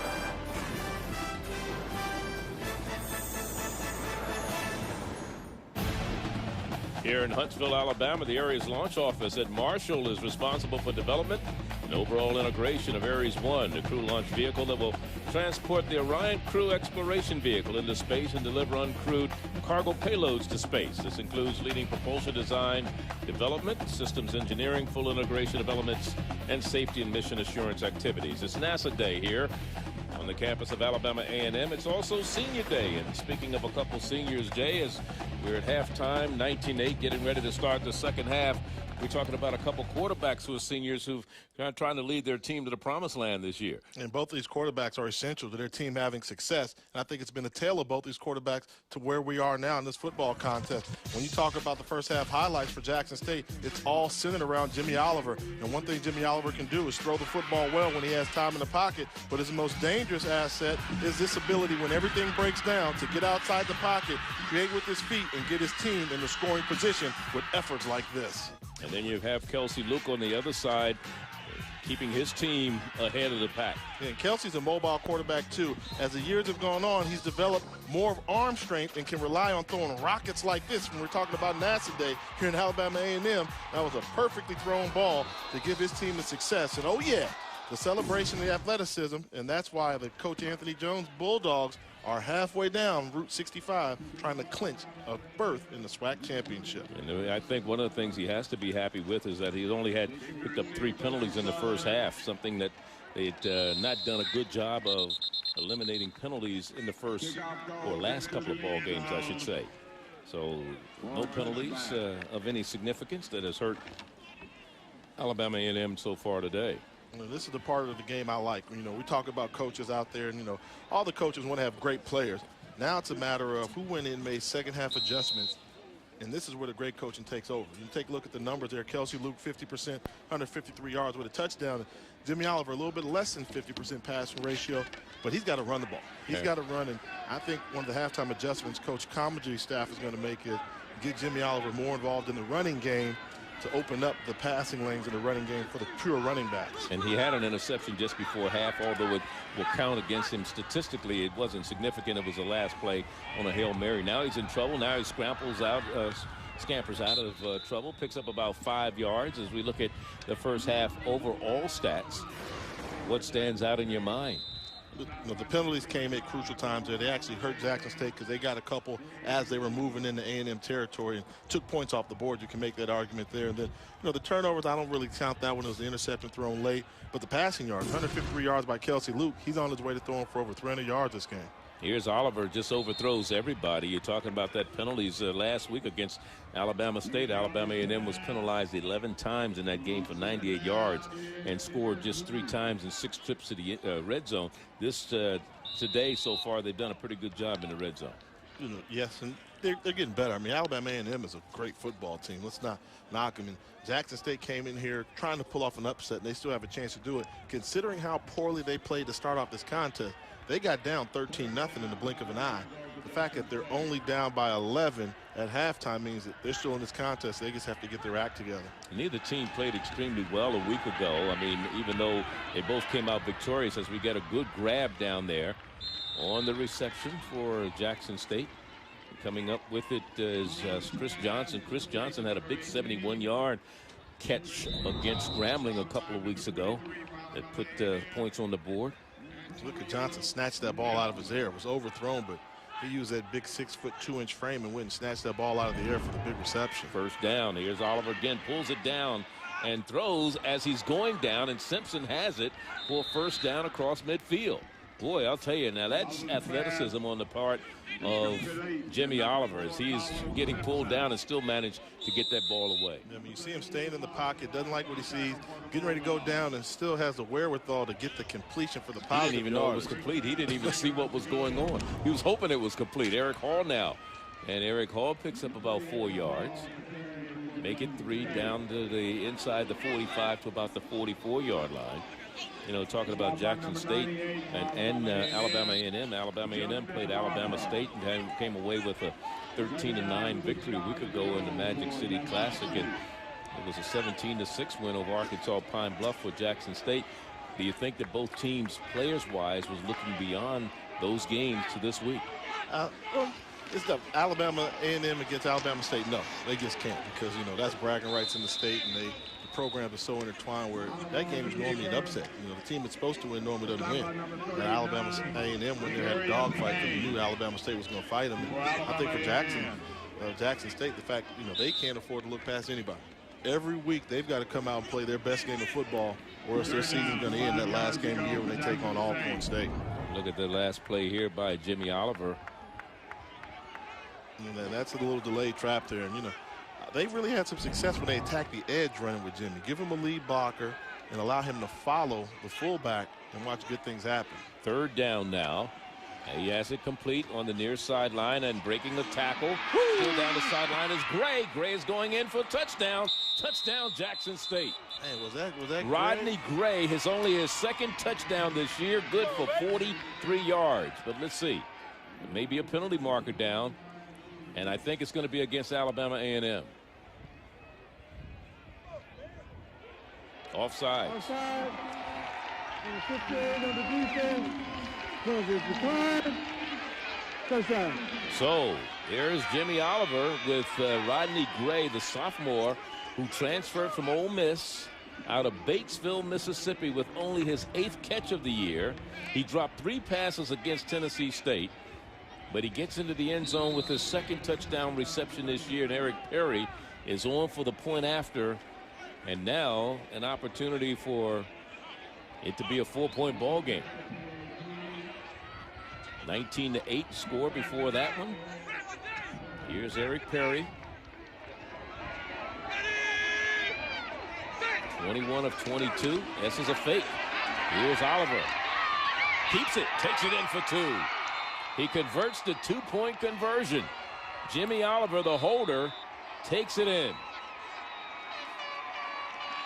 So the game is now 3 points. 19-16. Jimmy Oliver upstairs to Rodney Gray, who breaks a tackle, and he takes it 43 yards. And then on the point after, the fake. Oliver takes it in for 2, and it's a 3-point game in Huntsville.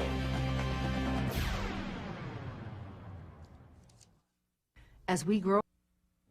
You're watching ESPNU College Football presented by Citi. It's an Eastern Division battle in the SWAC as Alabama A&M hosts the Tigers of Jackson State. Due to time constraints, we move ahead in our coverage. Nobody in the backfield for Jackson State. Oliver calling the signals from the shotgun. Middle of the field still wide open. Lets it fly down into the end zone. Touchdown! Jackson State. Jamar Johnson or Terrence Jones. Terrence Jones, his first touchdown reception this season. If it's not broken, don't fix it. And if they don't learn how to make adjustments, go right back to it. Terrence Jones, they came out in a 5-wide receiver set, kept one of the backs in the block, seam route. Good throw by Oliver, and Jones just turns on the jets, and that's just a mismatch. Anytime you're talking about having Jones, a wide receiver that lines up in the slot of tight end going against a linebacker, Dorian Whalen. Good throw, perfect execution by the Tigers, and they've gained the lead in this contest for the first time all afternoon.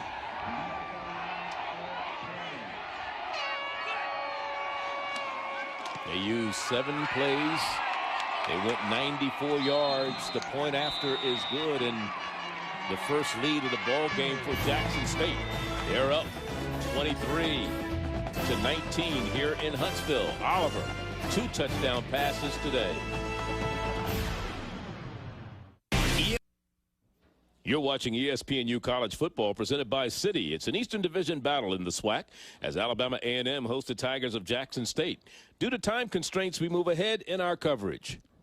It is 1st and 10 at the 30. Jackson State with the ball. Driving offsides again by Alabama A&M. Pass into the end zone. Touchdown, Jackson State. Jamar Johnson. M-O-F-O, middle of field open. Attack it, you send somebody there, good things will happen.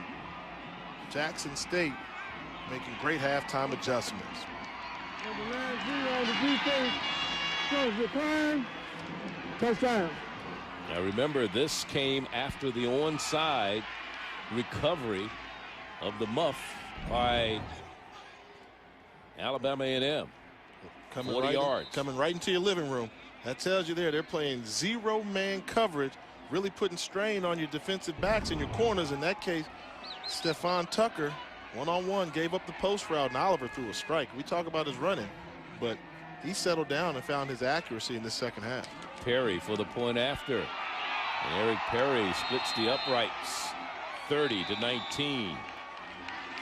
It's been a 30-6 run for Jackson State. Oliver has thrown 3 touchdown passes here in the second half, and his team leads it by 11.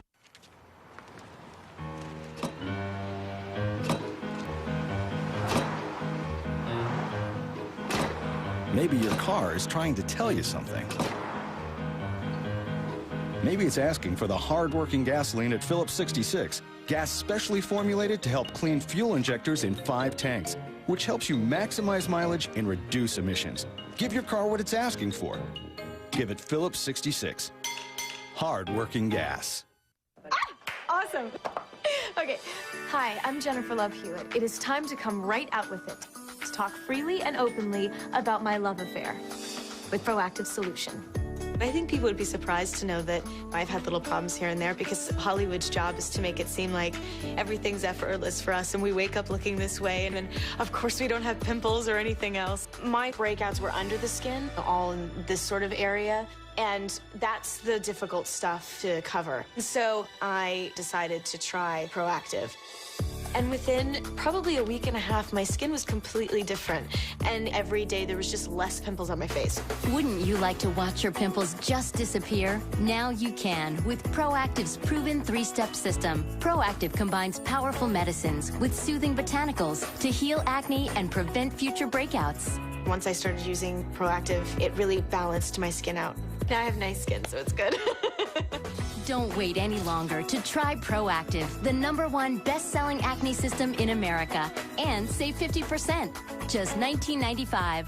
What's so great about Proactive is not only did I get rid of the blemishes, but my skin, my actual skin improved. I love being able to look in the mirror and just go, wow, you know? And the best part? Proactive guarantees clear skin on all ages and all skin types, or your money back. With a 60-day money-back guarantee, why not try Proactive? If it doesn't work for you, you just send back the bottles. Not scoring touchdowns in the first half.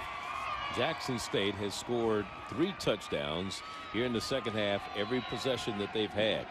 They came out, drove all the way down the field 80 yards, scored, and then a 94-yard drive scored, and this last one a 40-yard drive. As you look at Jimmy Oliver, who's thrown 3 touchdown passes this afternoon, all here in the second half, and he's thrown them to 3 different receivers, Gray, Jones, and Johnson. So he's spreading the wealth around. Here's another squib kick. This time it is fielded by the up man and that's Stockdale, who fielded it, and he takes it right back to about the 49-yard line, where it'll be 1st down and 10 for Alabama A&M. Well, this is developing to become a shootout. Good old-fashioned shootout. Okay, Jimmy Oliver said, hey, I did mine. Now what are you going to do, Kelsey Luke? It's your turn to respond. And you got to like that as a quarterback, and proud of a guy like Jimmy Oliver. I mean, in the open, we said that he had to play well. This could be his defining moment as a quarterback for the Jackson State Tigers, hometown hero who they just love down there, but has yet to lead them to a championship. And now he's getting that much closer to living up to that potential that everybody down there in Mississippi knew he had. Offsides on the kicking team. 5-yard penalty will move the ball across midfield and down to the 46-yard line.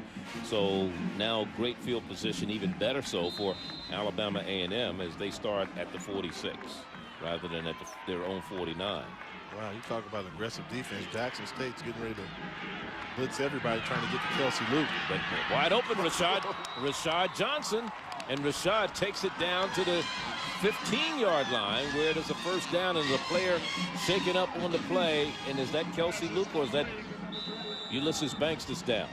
Seems like that's Banks that's down. Ulysses Banks looks like he's shaken up, but that was good for 31 yards. I'm telling you, good quarterbacks are in control. They dare you to blitz, because that means you're getting one-on-one on the outside. And what a perfectly thrown ball by Kelsey Luke. That's how you throw the fade route. I mean, you see that middle of the field, they're bringing the blitz, and even if they're doing the zone blitz, one-on-one on the outside, perfectly thrown outside shoulder, defensive backs in no man's land. And Jeremy Price, he was replaced in the starting lineup today by Hedgeman. That might have been the reason.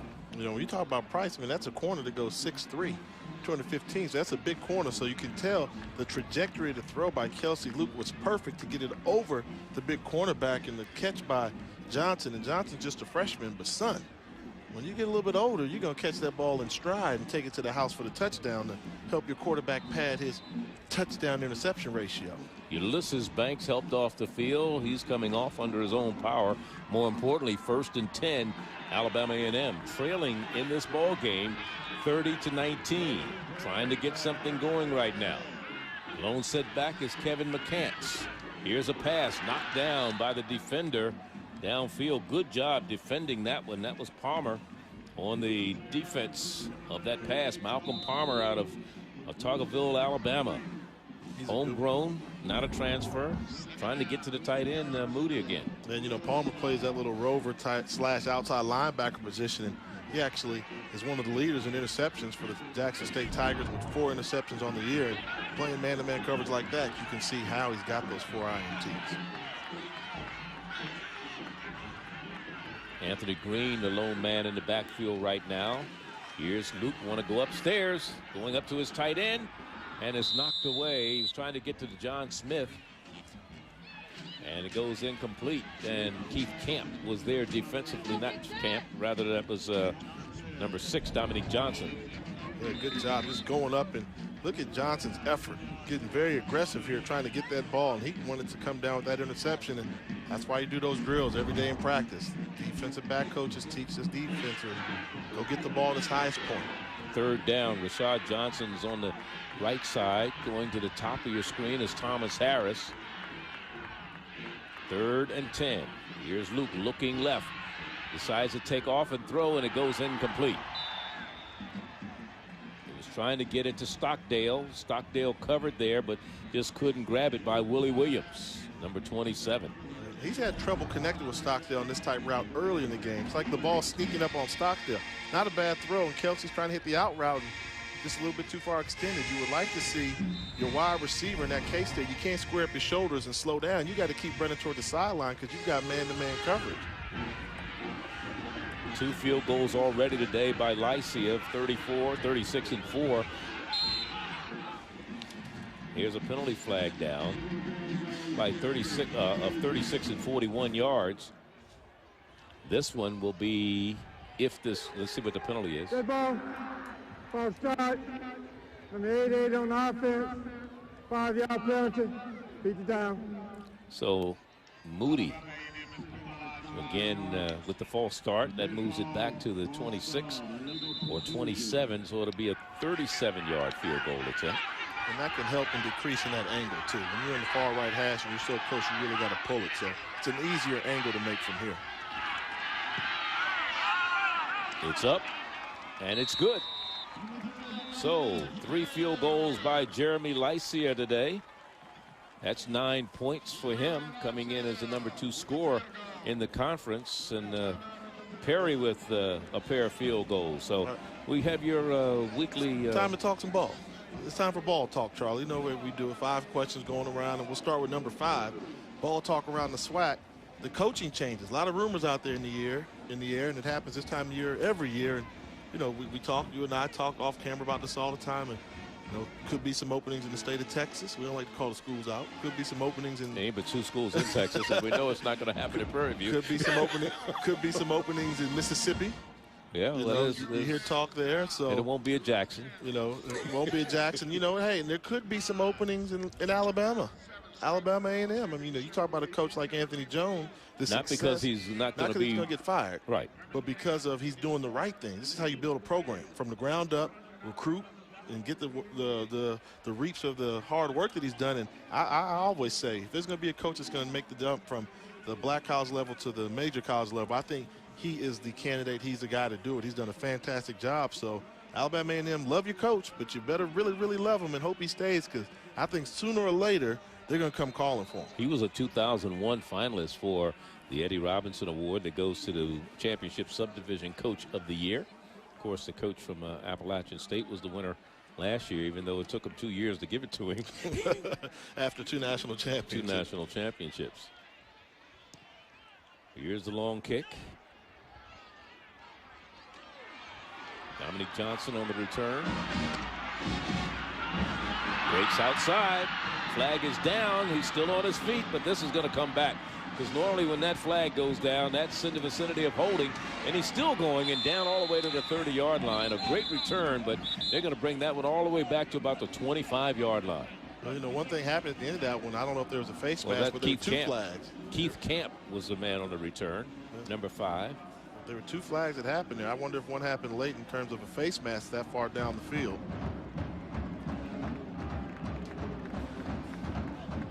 Well, that's one flag. There's one all the way to across midfield. Now, what is this one? So maybe 2 penalties on the play. Let's listen. We had 2 fouls during the return. Both on the return team. We had number 41 on the white. Blocking the back. Number 46 against the white. That penalty accepted. First down. And there you look at Rick Comegys and look at Jimmy Oliver, what he's done here in the third quarter in terms of 3 touchdown passes. His first one goes to Gray, and that's their first touchdown of the day. And they go with a 2-point conversion. And then he goes upstairs to Mr. Jones. And here's number 3. Jamar Johnson takes it into the end zone. And Oliver's a happy man. And now Jackson State has the ball once again, this time at their own 17-yard line. And they're trying to run the ball this time, keeping it on the ground, running it off to the right side. Simpson on the carry. And let's look at what he's done this quarter alone. 9 of 10, 186 yards, 3 touchdowns for the game. 16 of 26, 275 yards. He's been, I mean, that's perfect almost. I can't even remember the incomplete pass he had there. When you talk about quarterback efficiency rating, I think that would be somewhere around that Tom Brady, Peyton Manning atmosphere. Who do you like in that game? The home team. The teams are that evenly matched, and they both got great quarterbacks. Not evenly matched. I think are you saying the Patriots are better than the Colts? Colts are defending Super Bowl champs. Okay. You know, I'm a fan of Ric Flair. To beat a man, you got to beat the man. Oliver dancing a little bit too much and loses yards back to the 20-yard line. I understand all of that. Sounds like you think that New England's going to win. I just, until they prove me otherwise, I mean, I like both the fact that both, it's like if these two teams today came in here unbeaten, there's a team that you have a better feel about. Yeah, and I have a better feel about New England, although I'm an Indianapolis fan, but I have a better feel about it. I'm a realist. Well, wait till Brady sees some pressure delivered by the spinners. And one of the spinners for Indianapolis Colts is an alumnus of Alabama A&M, a young man by the name of Robert Mathis. So I'm sure the folks here in Alabama don't like you saying that their homeboy is going to lose. Pressure on Oliver, and he just got that off before Dominic Cummings right there, number 96, leveled it. Look at, you see the big pads? 6'3", 200 pounds playing defensive end. You know, I mean, just take a look at that. That's how you're doing. You see the outside of the field coming in on the inside, and, you know, just opens up wide open. He just couldn't get it to it. But that's the secondary look that they've seen in the secondary. The other thing that you got to deal with, Jay, is the fact you're from California. You get a new manager out there with the Dodgers. Are you happy? No, I grew up a Dodger fan, and I don't want a Yankee ever coaching the Dodgers. It's just managing the Dodgers. Come on. No. No. You got the best manager in baseball.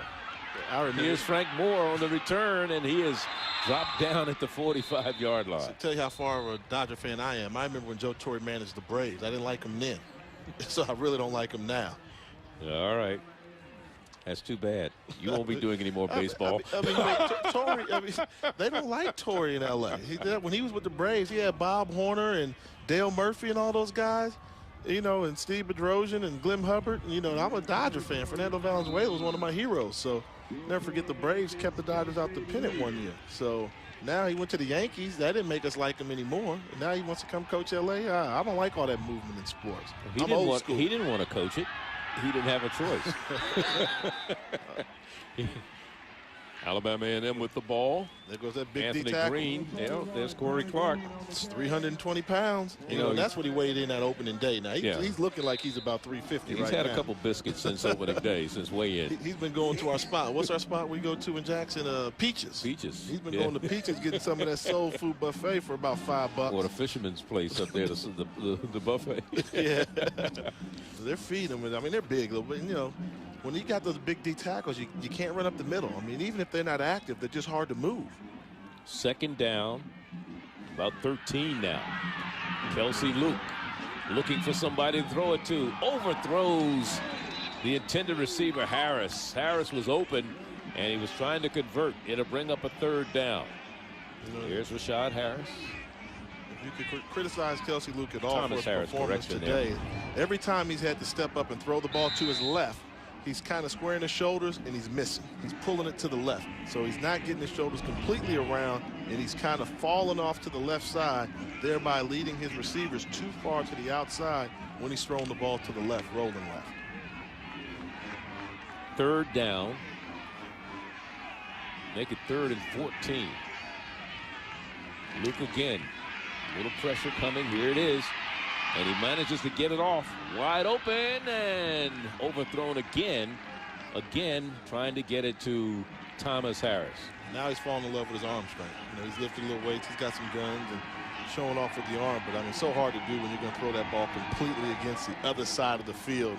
You lose accuracy. And, I mean, that's not a Kelsey Luke type performance. I mean, he's a passer that's closer to the 60% range than the 50% range right now. And see Coach Jones kind of tell him, what are you thinking about there? We call this play. You know, I remember Brian Billick used to tell us, if we call a play, we give you 3 wide receivers, 2 are to the right, 1 is to the left. If you go to the left, you better hit that pass 99% of the time because we're calling it to the 2 receiver side. Yeah, to your strength. If you go to the weakness, hey, you better be something. right. Yeah, you better be right. You better know something. You know, you're talking about, and we showed you earlier, the FCS poll. Of course, the SWAC has 2 teams ranked in the top 25. Start, number 49 on the offense, 5-yard penalty. Down. And that's Grambling coming in at 18, and then of course Alabama A&M comes in this week at number 21. But you look at Villanova coming on this week. The CAA has 7 teams ranked in the top 25. 7 teams. And you feel proud about that Villanova, don't you? Go ahead, tell it, admit it to the world. I mean, it's okay. I mean, it's not very often you can say your alma mater, Charlie's in the top 25 besides basketball. Well, yeah. So say you're proud of them. If Howard ever made top 25, you know I'm doing backflips. The world's going to know about it. They will. They're on the 16-yard line on the return. Alabama A&M goes on defense, and Jackson State gets the ball on offense. And lace up your skates if you want to do some flips on the ice. It's college hockey. ESPNU comes your way Sunday, November 4th. The Black Knights of Army take on the Crusaders of Holy Cross November 4th. Right here on ESPNU at 4 p.m. Eastern. For more, log on ESPNU.com. But you know, you're talking about how strong the Colonial Athletic Association is. Big games there today. 12th ranked James Madison is playing number 7 Dell State. Villanova ranked 23rd is playing number 11 Richmond, and Hofstra is not going to have it easy. They play William and Mary today. So, you know, that's going to be a very interesting stretch for them as far as the CAA. And as far as lineups for the 1AA or the championship subdivision playoffs. And I'm assuming it was a slip. James Madison must be playing Delaware, not Dell State. I meant Delaware, right. Yeah. I'm sorry. Yeah, and what happens when you get so many teams that are ranked so high, they're going to knock each other out. You know, there are only so many playoff spots. You got 16 to be exact, and you get 1 at large for your automatic for your conference. And these super conferences now are going to knock each other out for the 16 spots that are open. So they're going to start playing each other. Then pretty soon those rankings are going to go by the wayside. It's going to go by who you competed with outside the conference. We did a Southern Conference game last week, and they had 5 teams in there. You know, the coaches were realistic when we talked to them. They say, we're lucky if we get 3 teams in. And they could all be ranked in the top 25, but there's just so many spots in the FCS playoff series.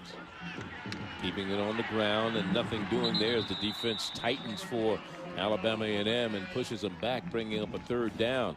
You're talking about the Southern Conference. We'll get a chance to see the Appalachian State 2-time defending champs next week right here on Saturday on ESPNU when they take on Western Carolina, a team that can really upset some people down the road. Yeah, even though they're not having a great season, they play very well. They've got an offense, and they got a wide receiver by the name of Eddie Cohen.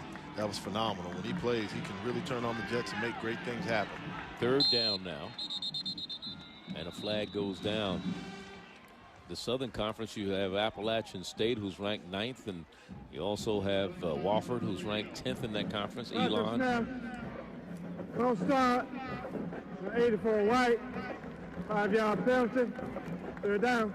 Now let's go back to ball talk and see what question number 4 is.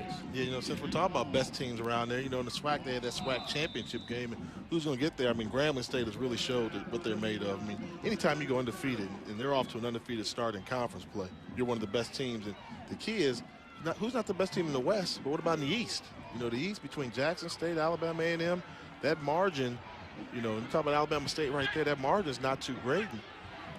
I'll tell you the team that you need to look out for all the time is Oliver gets this one complete. Good move out at the 25, out to the 30-yard line, but it's not going to be enough for the 1st down and probably the last play of the 3rd quarter, and it'll bring up a 4th and 3. And 15 minutes of football facing us here. 30-22. Jimmy Oliver, 3 touchdown passes here in the third quarter.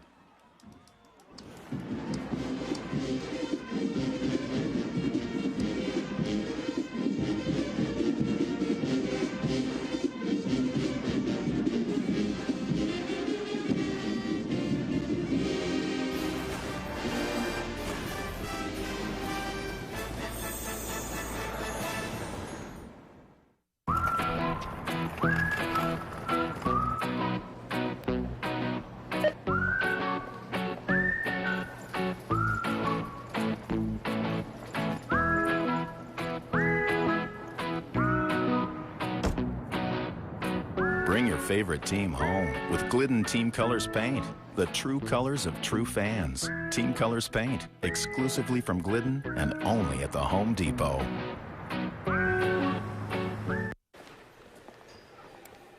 Excuse me, Poppy. Hey, what's up? I know you're busy. Love to meet my family. Sure. Big Sox fans. My dad, Ed. Hi, Ed. Nice to meet you. Nice to meet you. Mom, Mary. Hi, Mary. It's a pleasure. And that's my little sis, Christine. Christine. Hi. Hey, nice to meet you. Nice to meet you guys. Thanks. Thanks, Poppy. Nice meeting you. Let's go look at the studio. Starting Tuesday, Nat Geo strips down the world of science and challenges what we think we know. It's a lot to do in 3 nights. Seeing how the universe could have fit inside the palm of your hand, or how the very first Americans may have traveled here on a seaweed highway, and what New York City could look like after the glaciers melt. 3 nights of naked science starts Tuesday at 8 on Nat Geo, channel 276.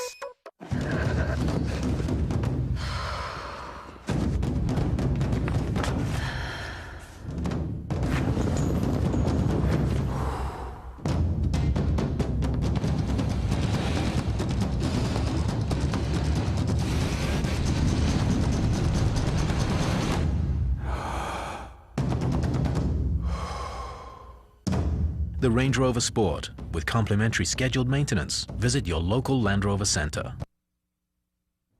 You're watching ESPNU College Football presented by Citi. It's an Eastern Division battle in the SWAC as Alabama A&M hosts the Tigers of Jackson State. Due to time constraints, we move ahead in our coverage. Anthony Jones played his collegiate ball under Willie Jeffries at Wichita State, played with the Redskins, Super Bowl team, tight end. And now the coach here at Alabama A&M, defending SWAC champs. Luke throwing upstairs. Adjustment made. Incomplete. Dominique Johnson had his hands on it. The receiver looked like he was going to come down with it. There he is right there, Thomas Harris. And it fell, I should say, to the turf harmlessly, and nobody could come up with it. Man, that was like 3 flies up. You ever play 3 flies up? We used to play that. You just throw the ball up in the air, see who comes down with it. Both of these guys look like they've got it, and then at the end they both caught it, and they tried to pull it away from each other at the same time, and the ball just fell on the ground. And that's just football 101. Who wants it more? In that case, it was a draw. Here's a little screen pass out to the right side, and out of bounds is McWhorter after he made the catch.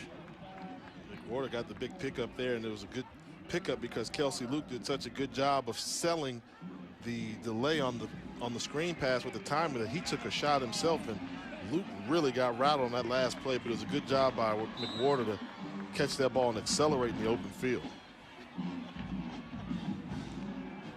Final today, Grambling beat Alabama State 21-7. South Carolina State beat your alma mater 59-21.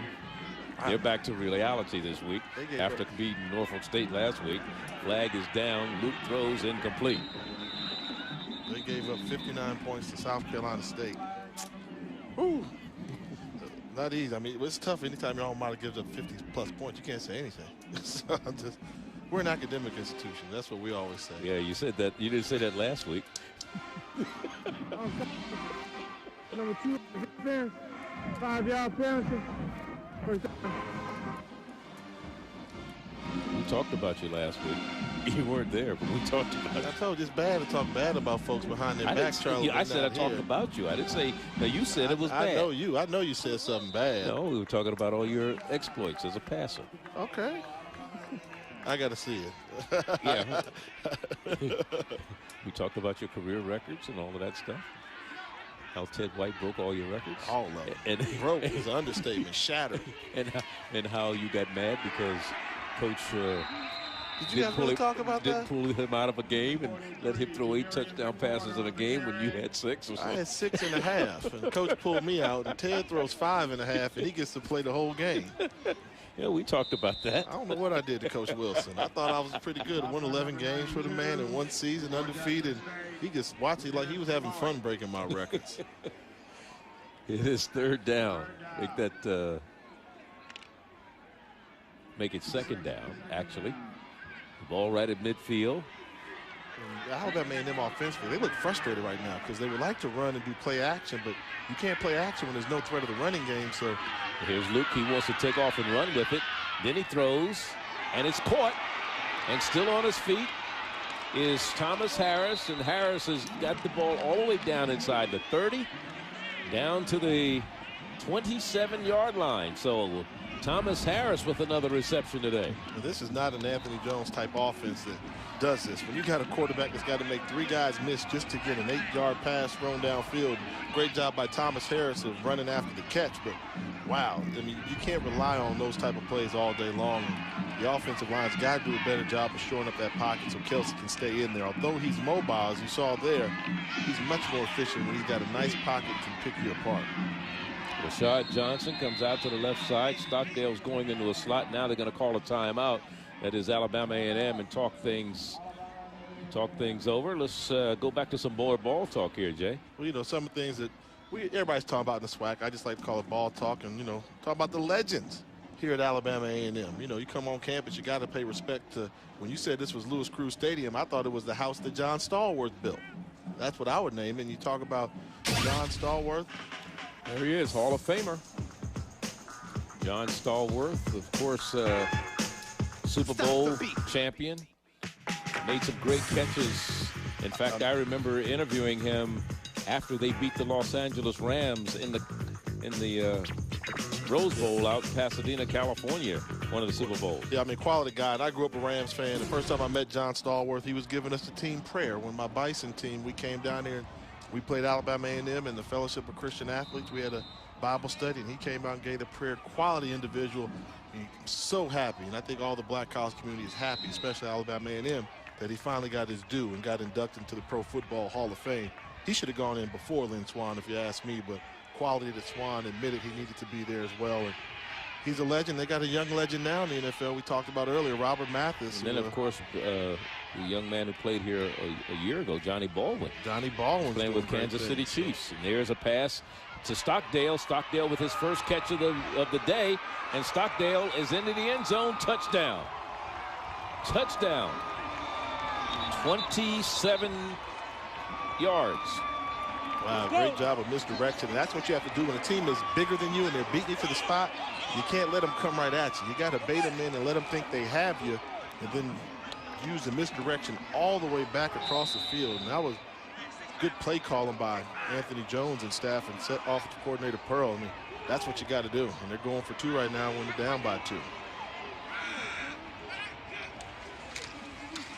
Here's the quarterback into the end zone. Kelsey Luke keeps it and takes it in. And it's a 30. Make that 30. It's all tied at 30 apiece. Kelsey Luke goes upstairs, 27 yards. Stockdale, first reception of the day, good for 6. This is real-life couple, Beth and Mark, who were matched on eHarmony.com. It seemed to me that all the other sites was pretty much just the same as, like, going trolling at the bar, except you were in your own house. Why did they choose eHarmony after trying other sites? That was the one site that people were very serious about finding their mate. She was pretty and beautiful smile and everything I was looking for. Discover what Beth and Mark found. Log on today and review your matches for free. Hi, it's Vince with ShamWow. You'll be saying wow every time you use this towel. It's like a chamois, it's like a towel, it's like a sponge. A regular towel doesn't work wet. This works wet or dry. This is for the house, the car, the boat, the RV. ShamWow holds 20 times its weight in liquid. Look at this. It just does the work. Why do you want to work twice as hard? Doesn't drip. Doesn't make a mess. Wring it out. You wash it in the washing machine. Made in Germany. You know the Germans always make good stuff. You can cut it in half. Use one as a bath mat. Drain your dishes with the other one. Use one as a towel. Olympic divers, they use it as a towel. Look at that, completely dry. Put a wet sweater, roll it up. It dries your sweaters. Here's some cola. Wine, coffee, cola, pet stains. Not only is the damage going to be on top, there's your mildew. That is going to smell. See that? The most observant. We're going to do this in real time. Look at this. Put on the spill, turn it over. Without even putting any pressure, 50% of the cola right there. You follow me, camera guy? The other 50%, the color starts to come up. No other towel's gonna do that. It acts like a vacuum. And look at this, virtually dry on the bottom. See what I'm telling you? ShamWow, you'll be saying wow every time. I can't live without it. I just love it. Oh my gosh, I don't even buy paper towels anymore. If you're gonna wash your cars or any kind of vehicle, you'd be out of your mind not to own one of these. All I can say is ShamWow. You're going to spend $20 every month on paper towels anyway. You're throwing your money away. The mini ShamWows are for everything, for everyday use. This lasts 10 years. This lasts a week. I don't know, it sells itself. The ShamWow sells for $19.95, but you get one for the house, one for the car, two for the kitchen and bathroom. But if you call now, within the next 20 minutes, because we can't do this all day, we'll give you a second set absolutely free. So that's 8 ShamWows for $19.95. Comes with a 10-year warranty. Here's how to order. Call 1-800-951-4570. That's 1-800-951-4570. ShamWow is not available in stores. Call 1-800-951-4570. That's 1-800-951-4570. Call now. It's all tied at 30 apiece here in the fourth quarter, 10:53, and after being down by a score of 30-19, two unanswered scores by Alabama A&M, a Lycia 37-yard field goal, and Luke's 27-yard pass to Gerald Stockdale. And now here's a short kick, and Jackson State has to fall on it. Well, let's take a look at that last touchdown by Alabama A&M. And Malcolm Palmer, the #1 interceptor on this team, the guy number 26 right there in the middle of your screen. We got him isolated. He let Stockdale go all the way across, and he starts looking at Kelsey Luke. Then he realizes, oh, that's my guy. I got to get to him. He's going over there trying to tackle Stockdale. By the time he recognized that they had baited him, he was the guy they were picking on. It was too late. Perfectly drawn up play, perfect execution by the Bulldogs. I just saw some scores from the CAA, and I'm not sure if somebody had dyslexia or not, but they look like they're upside down, don't they, Jay? Here's Eric Hall going off the left side, and Eric Hall running for a first down. We thought some of the big boys in the CAA were going to knock each other off. We didn't know that there's going to be a little upset Saturday going on there. I mean, I see a score that says New Hampshire lost to Northeastern 31-13. That Rhode Island beat UMass in overtime 12-6. And some people thought that UMass, me one of them, I fell into the loop, was one of the best teams in the conference, in the country, and had a chance of winning the whole thing, and they still do. But now, you take a conference loss in that conference, you may not get in. I mean, New Hampshire has the quarterback Ricky Santos, who was the Walter Payton Award winner from a year ago. Yeah, it was one of the favorites to repeat, and now, when you get as a quarterback, it's so unfair, but you get 2 losses on your resume. And UMass went into that game 7-1. New Hampshire went into that game 6-2, and ranked number 8 in the championship subdivision. Delaware beat James Madison by 3, 37-34. So it's a very interesting happenings. Hofstra beat William and Mary 38-14. They were at home. Hofstra got a good offense. I mean, they can score some points. Got a chance to see Hofstra earlier in the year when they played Maine. Maine came out a winner today over Towson. There's some very interesting things happening here. One interesting thing that's happened here is the fact that Alabama A&M has figured out a way to deal with that big in size and physicalness of Jackson State. Now Jackson State, with 10 minutes to go, you've got to get a nice drive to go to get your team to lead again so you can try and wear them out again. But the Problem is, Alabama A&M has made some good adjustments, and they're actually daring. They are daring Jackson State to throw the football, having everybody close to the line of scrimmage, saying, we're not going to let you just run the football. From the shotgun, Oliver fakes to Hall, keeps it himself, gets down to the 50-yard line right at midfield, where he is brought down still about 3 yards shy of a first down. Going to bring up third down. He fumbled that ball. They jumped in there like he fumbled. It's just a matter of, did he recover? Well, let me see. I see official. I haven't seen an official point. Now, I did not see the officials throw the bag down, which is wrong. But that ball came out. He took a hard lick, and I was looking for some bags to be displayed, and they didn't display them. Well, you see the ball right there in the hands of Chris Traylor, and Anthony Jones was looking for the ball to go the other way, but nothing from the official. He gets hit. See that ball? He doesn't have that ball. It was out. I mean, that angle there doesn't see it. You see everybody jump down to get it. Number 58 actually came away with the ball, and he saw it. So that ball came loose. It's just a matter of the officials, and I was wondering why they didn't throw a beanbag down there. I guess they didn't see it. Can't call what you don't see, right, Charlie? No question.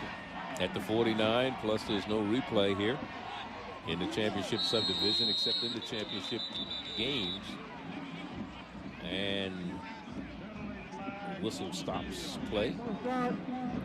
77 on the white offense, 5-yard penalty. They're down. That's Michael Smith, the junior out of Winona, Mississippi. There he is, number 77. Now, all tied at 30 apiece, 8:53 to go. And there has not been, just want to preface this, an overtime game played in the SWAC all season long this year. Wow, that's something. It sounds like you're wishing overtime on us. No, I'm just telling you it hasn't happened. I don't mind, because these teams right now are competing at the highest level, and that's what you want. You know, this has been a boxing match. You know, A&M had the first round knockout. They couldn't put them away. Jackson State took a standing 8 count, and now they've weathered the storm, and they came back, delivered the blows. And this is the game we thought it would be. Yes, it is, and it's the way it should be when you got a trip to the championship game on the line for all intents and purposes. And what a key first down conversion by the Tigers. And they get it on the completion to Simpson. Carlos Simpson, the junior out of Detroit, Michigan, who transferred out of Cincinnati, coming across the middle. And he comes up with the reception. Yeah, and Alabama A&M allowed the wide receiver Simpson to run all the way across the zone. So he went through 3 zones across the field and got to that 4th outside divider and took advantage of it and picked up the first down. Five different receivers have caught passes today from Jimmy Oliver, led by Jones with 6, Johnson with 5, Simpson, who just had that last reception, has 4 receptions so far today. 1st and 10 now at the 45 of Alabama A&M. Here's Eric Hall for maybe a yard. Eric Hall down there on the carry. And that's it. And I'm still waiting for Jackson State to get them, because every time they line up in an I formation, Alabama A&M brings an extra defender close to the line of scrimmage, and they're just setting them up. If they just ever call a play action pass, you can go for the home run ball and hit it and basically just give yourself a tremendous advantage. You ever think about coaching? Never. I'm undefeated up here, Charlie. I've never lost. You ever lost a game? No. Oh, okay. I know you're trying to get rid of me, but I kind of like hanging with you. All right. Here's a quarterback keeper. Oliver down inside the 40 to about the 39-yard line. And that's been the good adjustment that they've made. Realize it's going to be tough for Hall and Giles to get their carries and get the yards that they need. And Jimmy Oliver has taken the running game upon himself and had success doing it. So when they do spread you out, now what Jackson State does is they spread you out in order to run the football, and they're having some success. This is a 3rd and 4 facing Jackson State.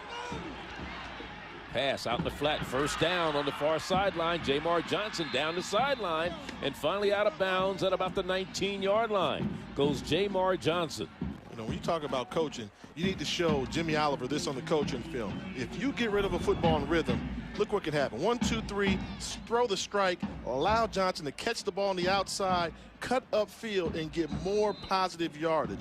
Good things happen when quarterbacks throw the ball in timing and in rhythm, and you see Jamar Johnson, the recipient of the timing throw by Jimmy Oliver.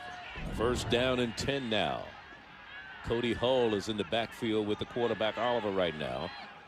Simpson to the right in a slot. Chris Johnson's over there. He gives off to Cody Hull. And Hull struggles down for a couple. And one of the things about these defenses, I mean, coming in, these were two of the top defenses in the conference. You know, when you talk about the fact Alabama A&M had only given up 19 points per game, and Jackson State found a way to put 30 on them. And then we talk about a Jackson State defense that was #1 total in defense, and they allowed Alabama A&M to put 30 on them as well. So two teams came in here ready to play, well coached, and it's been a knockdown drag out. This is the 11th play, make this the 9th play of this drive. Into the end zone, knocked away. Good defensive play down there. It was intended for Simpson, but the defender managed to just get a fingernail on it. There he is right there, Al Donaldson, the junior out of Crawfordsville, Florida. Yeah, Donaldson allowed Simpson to get behind him, and this ball's up in the air, and he's got it. No, actually, he didn't. It went right off his finger, didn't it? Yeah, he was so focused on trying to push off on the defensive back. Oliver threw a perfect pass, and you know, I always go with Bill Parcells used to say, if you can get one hand on the ball, I'm pretty sure you can get two on the ball and make that layout effort. And Simpson didn't do it there. And Donaldson had a big game against Alabama State last week, 2 interceptions. In fact, had a game-saving one with 1:41 left in the contest that allowed this Alabama A&M team to walk away with a 13-9 victory in the Magic City Classic. And it's 3rd down now and 8 yards to go for Jackson State. They've been flirting with that penalty all game. I mean, they've been snapping the ball and the tackles jumping. Practice snap. 76 for the offense. 5-yard penalty. 3rd down. Most penalized team in the SWAC.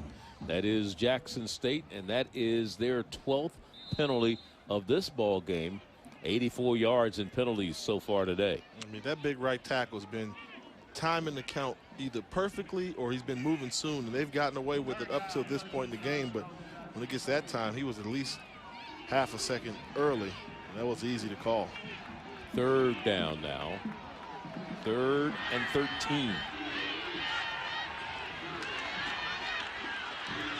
Oliver under a little pressure. So you can't get the wrong way. Get rid of it. Oh, he fumbles the ball.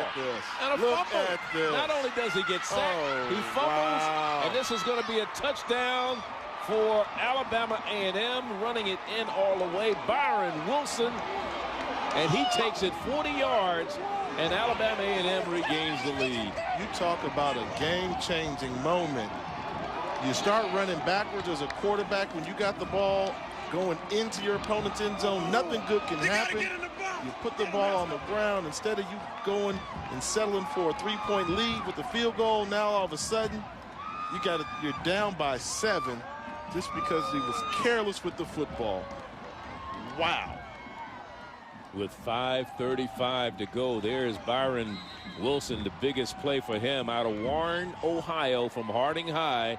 Doesn't see a lot of playing time, but was there. And I'll tell you, he probably needs some oxygen running all that distance. He had to go in, chase the quarterback, pick up the fumble, and actually only gets credit for 40 yards. He probably ran about 70. Here's the point after, Lycia, and it is good. And it's a 37-30 ball game. Alabama A&M regains the lead. But like you said, Jimmy Oliver, that's a mental mistake. You just do not give away grounds. As you see, Byron Wilson, number 97, finally picking the ball up, and he'll take it all away. And his team leads it by 7 here in Huntsville. Jack Link's Beef Jerky presents Messin' with Sasquatch.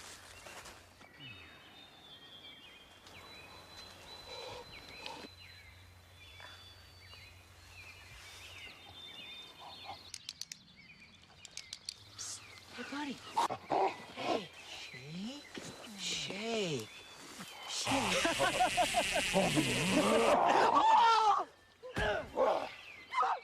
Jack Link's Jerky. Feed your wild side. ESPNU Coaches Spotlight gets you the inside scoop on the top college football programs. Find out the campus lowdown live from the ESPNU panel of experts. The bottom line is you got to face the music, Charlie. Alabama. Nick Saban is earning his paycheck. And get details on all the key matchups. Only Coaches Spotlight takes you out to the press conferences. You have to play with an intensity. I was disappointed. There's going to be tough times. There's going to be adverse times. And breaks down the upcoming schedule. ESPNU Coaches Spotlight presented by Liberty Mutual. Tuesdays at 1 on ESPNU.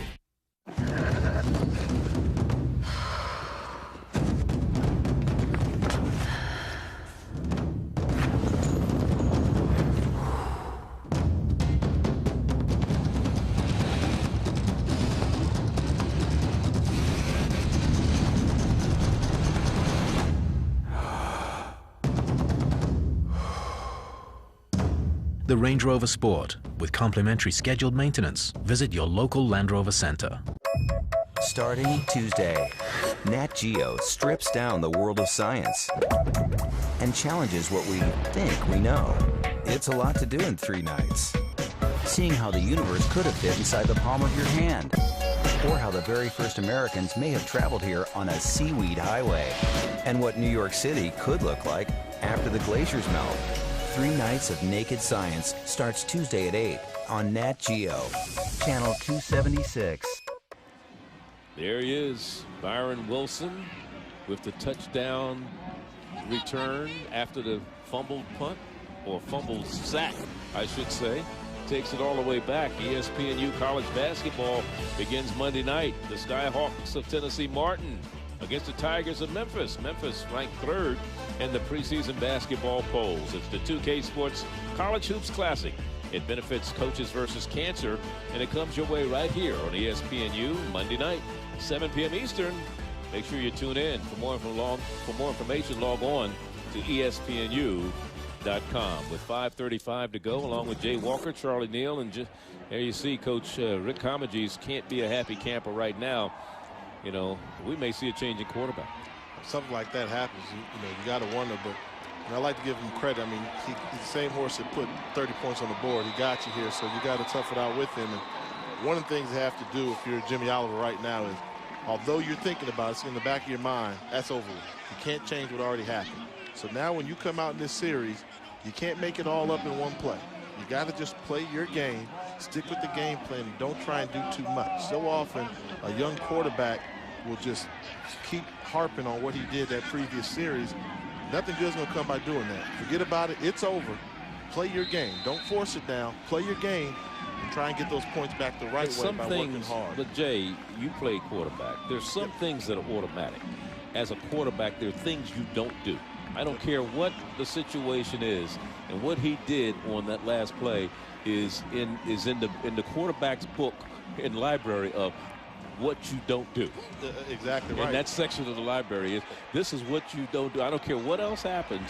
You get rid of the ball, throw it away, throw it up into the cheap seats, throw it up into the stands, throw it out on the interstate, but you don't get sacked and you don't get a chance, take a chance of losing. And you learn from, you don't make the same mistake. I mean, with an interception, we've all thrown in a double, sometimes triple coverage. But right now, that's not going to help you. Your team is down by 7 right now. Doesn't matter how you got to be down by 7. Right now, the key is keep your head within the game and get your team back in this contest. Yeah, let's see what happens now. He has a man open, but he just threw behind him, wide open over there on the far side. See, he's harping. He's harping on the stuff right now. His mind's not clear. He's still thinking about that. He's got a wide open guy there, and he tries to overthrow it because he's so excited because he read it, and he's looking deep. But you got to think now, it's 3rd and 7. It's 2 down territory, so 3rd and 8. So even if you can't get all of it right now, get 5 or 6 yards where your coach is going to go for it on 4th down. It is 3rd down now and 7. He tried to hit Rodney Gray on that last play. Overthrew him. Standing in there. Throws, has it complete. Now the receiver has to turn upfield, and he has the 1st down. And that is complete to Chris Johnson. Christopher Johnson gives him the 1st down out of Jackson, Mississippi. Went to Murrah High. And let's look at Chris Johnson coming back to this ball. Yeah, you see Oliver there just sitting in the pocket, I like the play calling. You know, gets good arm release, stays comfortable. And I really like the play calling because when you got a quarterback that's struggling, don't give him one of those throws where he has to be so accurate. Call some curl routes which he can hit with a wide receiver's coming back to him, and it's an easier pass to complete than, say, a deep ball or a fade or a post or a crossing route. Eric Hall alone back in the backfield. Out of the shotgun, he's working again, and he gives off to Hall in the delayed draw, and Hall is at midfield. A gain of about 8 yards for Eric Hall this time. So Eric Hall picking up some rushing yards as the clock continues to run down to 4:13, and a 37-30 ball game here in Huntsville. And this is a good team effort. I mean, you can't rely just solely on Jimmy Oliver. Obviously, he had a couple bad plays, and the running game picking it up, and the offensive line is picking it up because they're really protected now. Bear down, championship series time. Cannot panic at this juncture. Still plenty of time to go in this contest.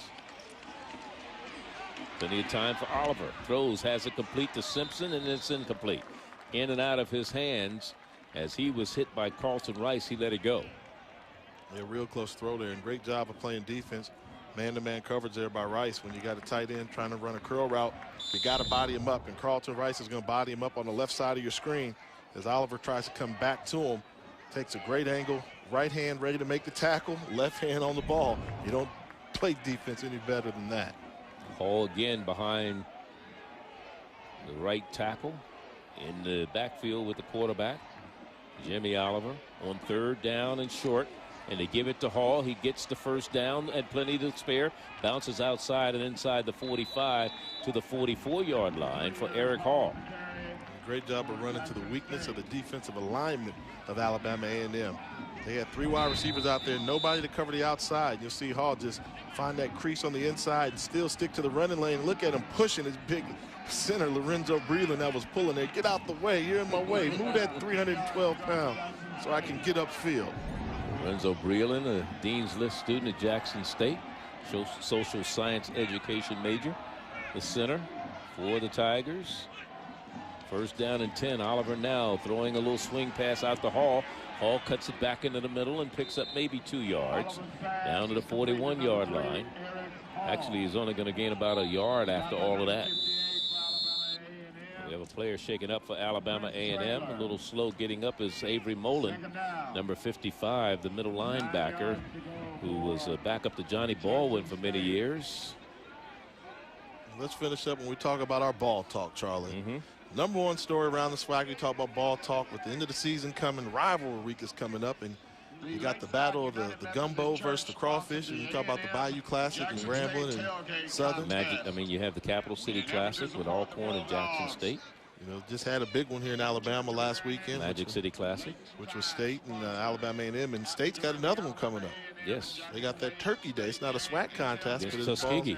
Alabama State and Tuskegee. No love lost there between those 2 schools there. So, well, you know, we talked about the fact that, you know, even the winner of this game is not automatically in the SWAC championship. They still have to win 1 more game after this week to get in, one of the 2 remaining games. So here it is, Alabama A&M and Jackson State. Alabama A&M has to play Alcorn next week. They close out the season against Prairie View. Jackson State consequently does just the opposite. They play Prairie View next week, close out the season against Alcorn. So Alcorn and Prairie View can play spoilers for both of these teams, even if Jackson State does not win today. If Alabama A&M doesn't win the remaining 2 games, then Jackson State goes in. It's not automatic. You know, and I think the road's a little bit tough for Jackson State. Take a look at the western side. Grambling comfortable with that 2-game lead. And comfortable, but don't. Today, and they won. But Southern, they won today, yeah. But Southern's probably realistically not going to catch them. You know, if you're Southern, though, you know, you they just want to beat Grambling. They might beat the Bayou, win the Bayou Classic. The season's come down to that for Southern, win the Bayou. But one thing about it, why I think Jackson's road's a little bit tougher is, one, the fact that when they play Alcorn. They played Alcorn last game of the year, and you talk about Alcorn team led by Dr. Thomas. It's been very disappointing. He's on the hot seat down there. Those boys don't want to lose to their in-state rival last week of the season.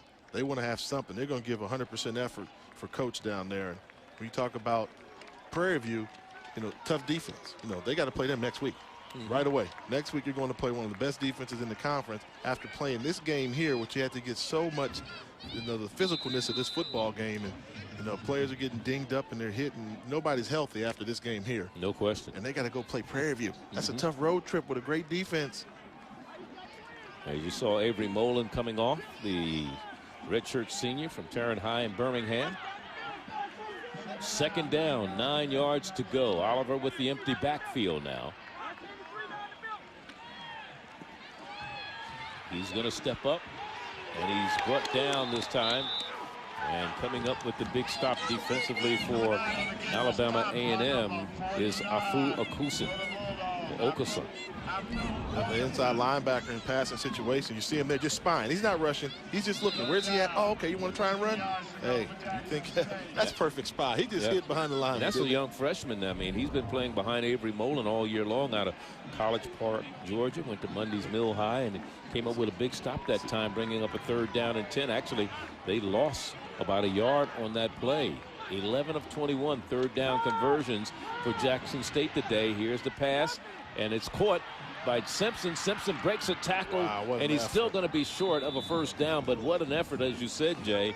2nd and 3rd effort, but the clock is not a friend of Jackson State right now because it's continuing to run with 1:40 to go, and they're facing a 4th down and 1. Look at him change the record. He just was not coming down. You see 3 A&M defenders get a hand on his jersey, but he just kept moving and to make it where it's an attainable 4th down opportunity. And this is just not going down. This is the last play for Jackson State. If they don't convert this 1st down, this is a 4th down situation. 4th and about 2. Here's Oliver rolling to the right, runs back to the left side, takes off, throws, has it complete. Boy, I don't know who he was throwing it to. He got it through a whole bunch of people to Simpson, and he goes out of bounds. The clock stops, 1:07 to go. Boy, that was a big play because he could have taken off and ran. He could have ran. He had a guy that came wide open 5 yards away from him. See, I'm saying right now, hit the guy on the left that was open right there. Yeah, and he threw the ball downfield. Hey, no guts, no glory, and he went for it all right there. So you got to go for it, huh? Hey. There's no tomorrow, right? No tomorrow, leading on the line, and he threw a strike, and that's the same pass thrown to the left that Kelsey Lucas struggled with today. Under a minute to go. In this one, 1st and 10 at the 15-yard line. So here we go again. Oliver letting it go. Oh, no. And it's intercepted. No, they waved it off. Almost intercepted there. By Donaldson. Donaldson had 2 interceptions against Alabama State last week. One with 1:41 to go to preserve the win as Alabama State was driving down the field. And here's Donaldson almost being the hero once again for the 2nd straight week. Yeah, I mean, Donaldson doesn't miss too many opportunities for an INT, and he was that close. Wow, that would have been his 6th interception on the season, and he was that close. And a good job by the official to get that call right because it was such a bang-bang play. Wow. Ironically enough, both teams have 2 timeouts left. Jackson State still has 2. 38 seconds to go, though, in the ball game. Here's a screen pass, and here's Eric Hall. Eric Hall is down inside the 10 to about the 8-yard line, still in bounds. And now the timeout taken by Jimmy Oliver, and you see the time remaining, 25 seconds. Is on the stadium clock. That's the time left. And this play was just one defender away from breaking for a touchdown. They set him up perfectly, knowing that A&M was really going to put an emphasis on the pass rush. Jonathan McConaughey did a good job of tracking it down. ESPNU College Football is presented by Citi. Let's get it done. And in part by Jack Link's Beef Jerky. Feed your wild side.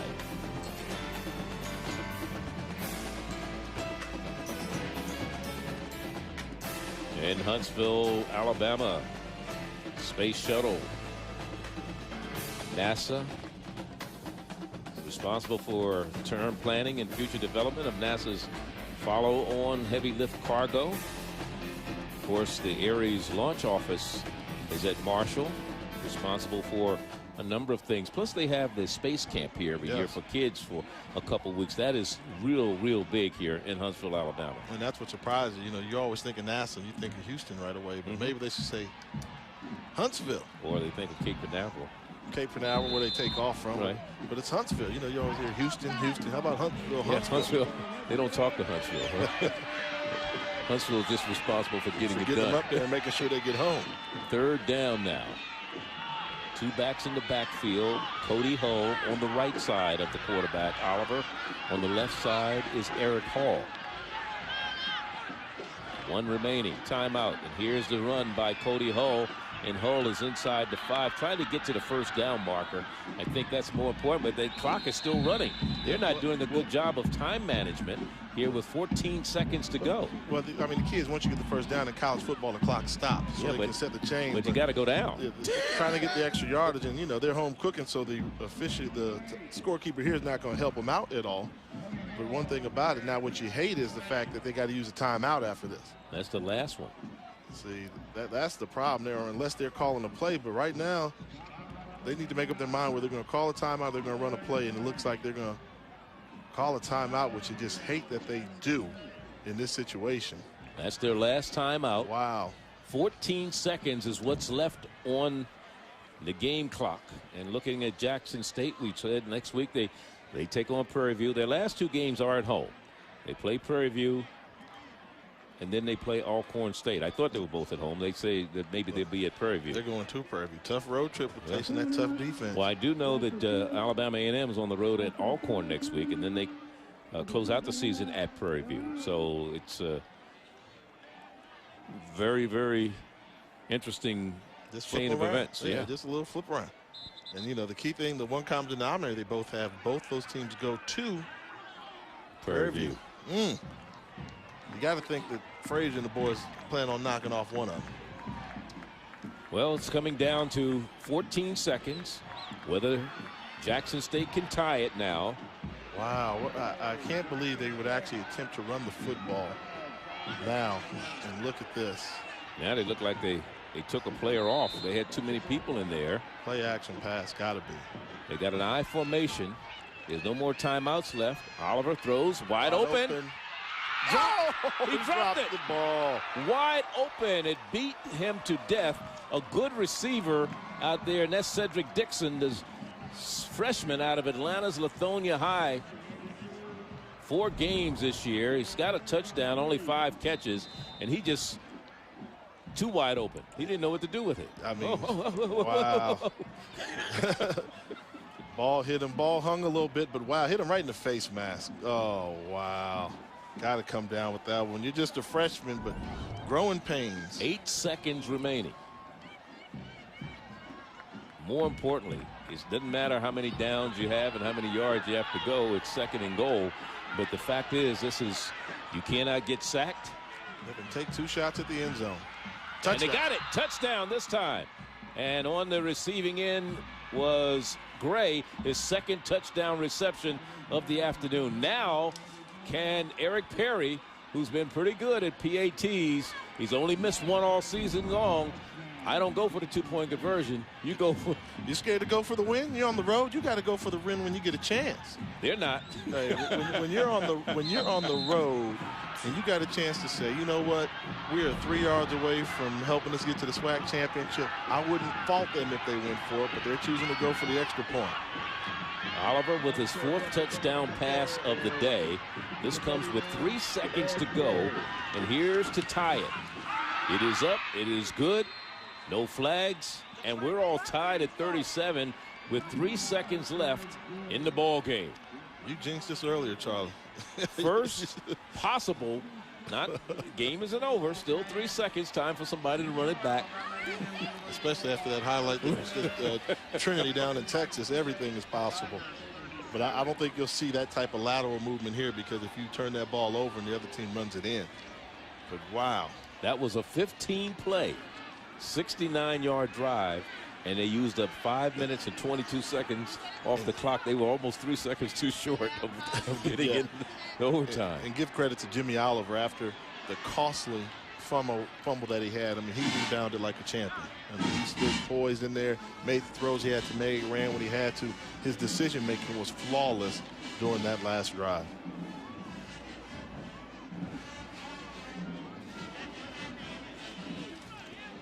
take a look at the coaching staff there, and James Woody there in Comegys. They're telling special teams, hey, let's make sure we do the right thing here. Good job. You know, one of the things about Coach Comegys, the job he's done there, is the fact that Jackson State, he took over that program. That's one of the most scrutinized coaching positions in all of black college football. That Southern University, probably in Hampton. Yeah. and Hampton, not necessarily by the alums. Right. The president. The president, he puts a lot in your program, and he expects a lot. Well, we know what we can expect as far as a kick is concerned. We're not going to kick it deep. We're not going to allow them to bring it all the way back, but you also have to keep people back to make sure that if it comes to one of these up people, they don't slip through the crease and go all the way down the field. 3 seconds to go. We may be going in overtime here, and the SWAC has not had an overtime game this season, but this game has been everything we expected it to be. They're going to kick it to Ulysses Banks. He's going to field it at about the 8-yard line. Has a little room to the outside, and they bring him down at about the 28-yard line. That's going to be it. We're going to get ready for overtime here in Huntsville, Alabama. This is a battle for supremacy in the Eastern Division of the SWAC. It's all boiled down to a 37-37 tie. Back with overtime in a moment. She used to make lunch for us every day. And she put these little notes in the lunch bag. You take out your sandwich and it'd be this little piece of paper in there with it. With some little poem or saying, wishing to have a good day. I kept one. When you've got someone looking out for you, you can breathe a little easier. Visit us online or call your local State Farm agent. See your local State Farm agent for all your insurance and financial services needs.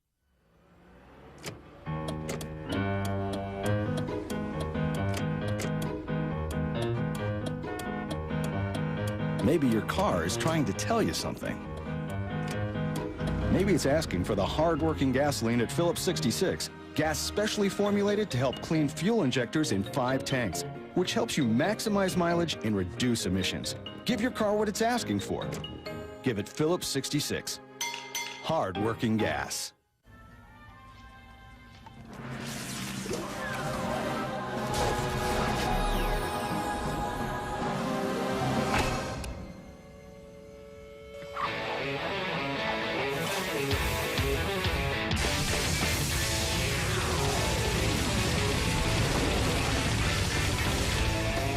Extreme power of Energizer Lithium, the world's longest lasting AA battery and high-tech devices.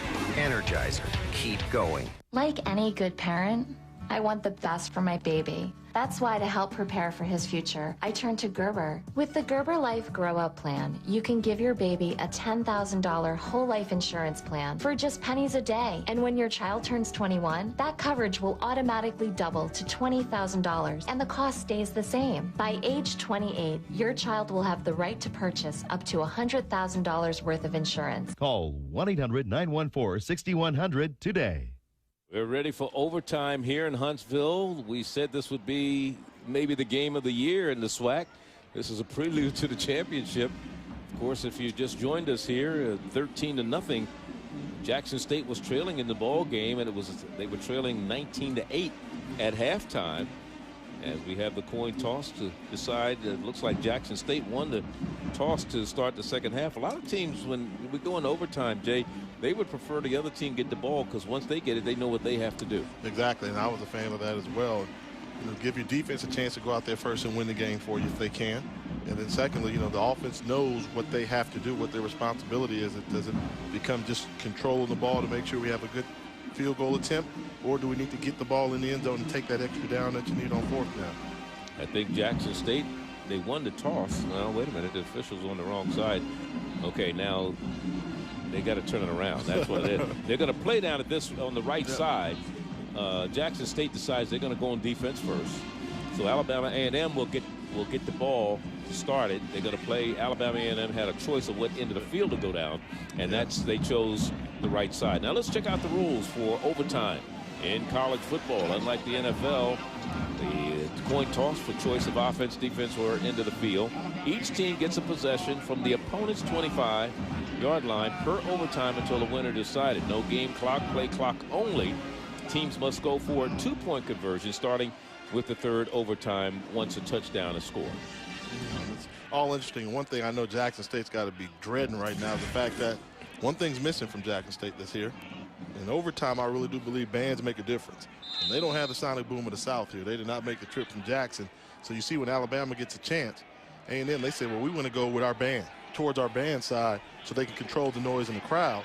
In terms of Jackson State, they don't have that luxury when they travel without their band. Kelsey Luke from the 25, and this one is knocked down by one of the big upmen, number 97, Corey Clark, who's just played one whale of a ball game. Yeah, he's active, and that's what you want. The defensive coordinators love big guys with motors that like to have fun playing football, and Clark, the 6'3", 320-pound senior, has had a whale of a ball game here, and he's done his job. Stuffed the run and sniffed out screens like on that last pass. And here we go down to the 25-yard line. And one thing that Jackson State's done is you don't see Alabama A&M running any straight offensive plays. Everything's gone to just trickery distraction. Misdirection here. Yeah, Alabama A&M rollout pass, misdirection. They rarely drop back because they get pressure like right now. Here's Kelsey Luke under pressure. This is thrown, and it is complete, but not for much to McWhorter coming out of the backfield. The freshman out of Walker High in Jasper, Alabama, made the reception, and that's only his 5th reception of the season. You know, part of the reason they don't do drop back passes because every time Kelsey drops back, they're caving in his pocket, and he's having to move outside of the pocket. So give credit to the offensive coordinators at Alabama A&M for realizing what they're up against, and also give credit to the defense at Jackson State for just dominating this Alabama A&M line of scrimmage. They're not the only ones in overtime. Maybe Notre Dame are playing in overtime. Is that right? 35-35. You're 37-37 here. It is third down. Here's Luke in trouble. He is sacked from behind. And coming up with it, number 2 is Daniel Brooks, the transfer out of Tennessee. Preseason second-team All-SWAC selection. Let's look at the top of the screen and watch number 2 come to work. Well, you can't try and block Daniel Brooks with a running back. That's just a matchup problem that's waiting to happen. And good coaching. They lined up Brooks, who likes to play defensive end, but they put him in a 3-point stance to force the weak side protection to block him with the running back, and he'll win that matchup every time. Lycia with a 41-yard field goal attempt. He's hit 3 today. 36, 41, and 37 yards out. He did have an extra point block, but he's done pretty good in kicking this one. This has got the distance, and this one is good. So Jeremy Lycia in the overtime gives Alabama A&M the 40-37 lead. Let's watch Jeremy Lycia once again. Here's his sophomore out of Ventura, California. I'm happy. Good stroke. I mean, that was calm, cool, and collected. And we talked about earlier in this game that both teams have great kickers. They both do. So, you know, it's going to become a matter of who's going to get the touchdown, because I think they can both sit here and make field goals from the 25-yard line all game long. I know, we said that earlier. We said if it came down to the kicking game, both teams, it's a draw, you know. And now let's see if Jimmy Oliver can get his team into the end zone. All they have to do is score a touchdown, and the game is over. Yeah, but the first thing he's got to be thinking of is protect the football. Right. Don't get sacked. Don't get sacked, and no costly turnovers. No interceptions. Here's wide open. It may be. They're going to mark it at the 1-yard line, not into the end zone. They did not call it a touchdown, but it was a wide open catch by Simpson, and I thought he was in. I mean, you know, very close. He tried to stretch that ball inside the pylon. The official marks it out right at about the half-yard mark. Now, in Jackson, Mississippi, game's over. In Huntsville, Alabama, you got to get the super ref to get the ball on the 1-inch line. Let's take a look. Yeah. Good call. It's a good call. Good call. Good call. Oliver thought it was in. He was celebrating already. He had the helmet off. He'd have got a penalty in other places. Yeah, I mean, the whole team. I mean, everybody coming off the sideline like that, you could have penalized everybody. So you got to learn how to deal with success. Boy, what a play. And wide open was Mr. Carlos Simpson. He's been doing it all afternoon. That is his 7th catch of the day. 83 yards, one of 6 receivers on the receiving end of Jimmy Oliver's passes today. Oliver, 26 of 43, 393 yards, 4 touchdowns. That would have been number 5. And that's how you respond. And That's the game that he needed to have for this team to have some success.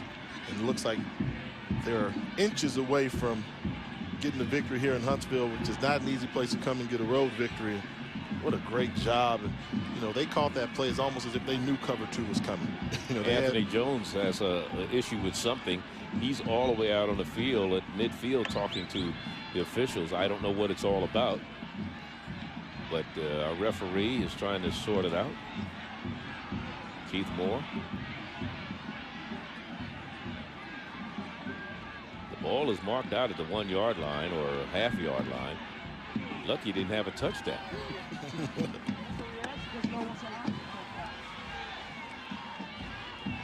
Wow, I mean, you come out and strike, and that's... Now, they've struggled trying to get the ball in the end zone by way of the running game today. That is Jackson State. Let's see. Eric Hall is the second back in the eye. Will they give it to him? He struggled earlier trying to get in there. No, they give it to the big fullback, who's in for the touchdown, Edward Lee. And the game is over. Jackson State wins it. 43-40.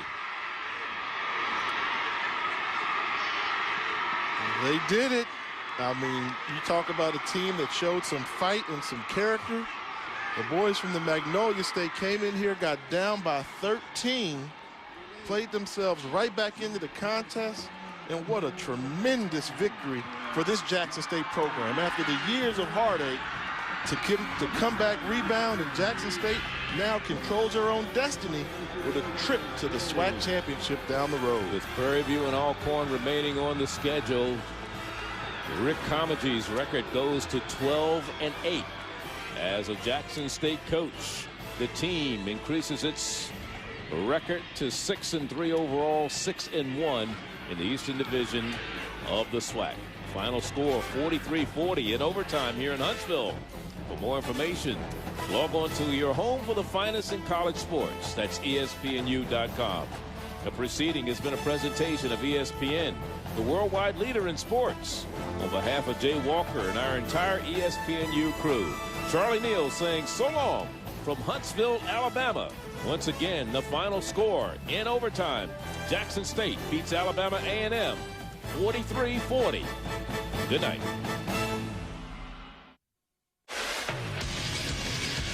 This is Sports Center U. Lowell Galindo and Craig Cobbert with you. We start with FSU BC. Did the rain get to Matt Ryan in this one, Craig? I think it was more the speed of the Florida State defense and the rain. The rain, a little bit of a factor. It was coming down, and here, Matt Ryan picked off by Patrick Robinson. Second quarter, Florida State. And the offense is coming alive. Drew Weatherford finding time and finding Preston Parker 23 yards. It's 7-0 Noles. Third quarter, Matt Ryan recovering in a huge way. This is a good Robinson connection because it's Brandon Robinson. BC down by 3. FSU coming back in the fourth. Drew Weatherford, Dakota Fag doing the work here. Every time BC answered, Florida State would come back, get momentum back on their side. Nice job by Weatherford finding the guy and making a play. 10-point game. It was a 3-point game in the fourth. Matt Ryan, though, picked up by Gino Hayes. Seal the victory, ladies and gentlemen, because Hayes goes to the end zone for 6 points, and Florida State gets the win 27-17. Now, there were 5 undefeated teams coming into this Saturday of college football action. Whoop, there goes BC. We are down to 4 undefeateds because Florida State getting the victory. Here's Lisa Salters with the game-winning quarterback, Drew Weatherford. Guys up in the booth, we're talking about your poise and your good decision-making tonight. What was your confidence level like out there tonight? I felt really good, but it's the guys around me who really did it for me. We got great pass protection.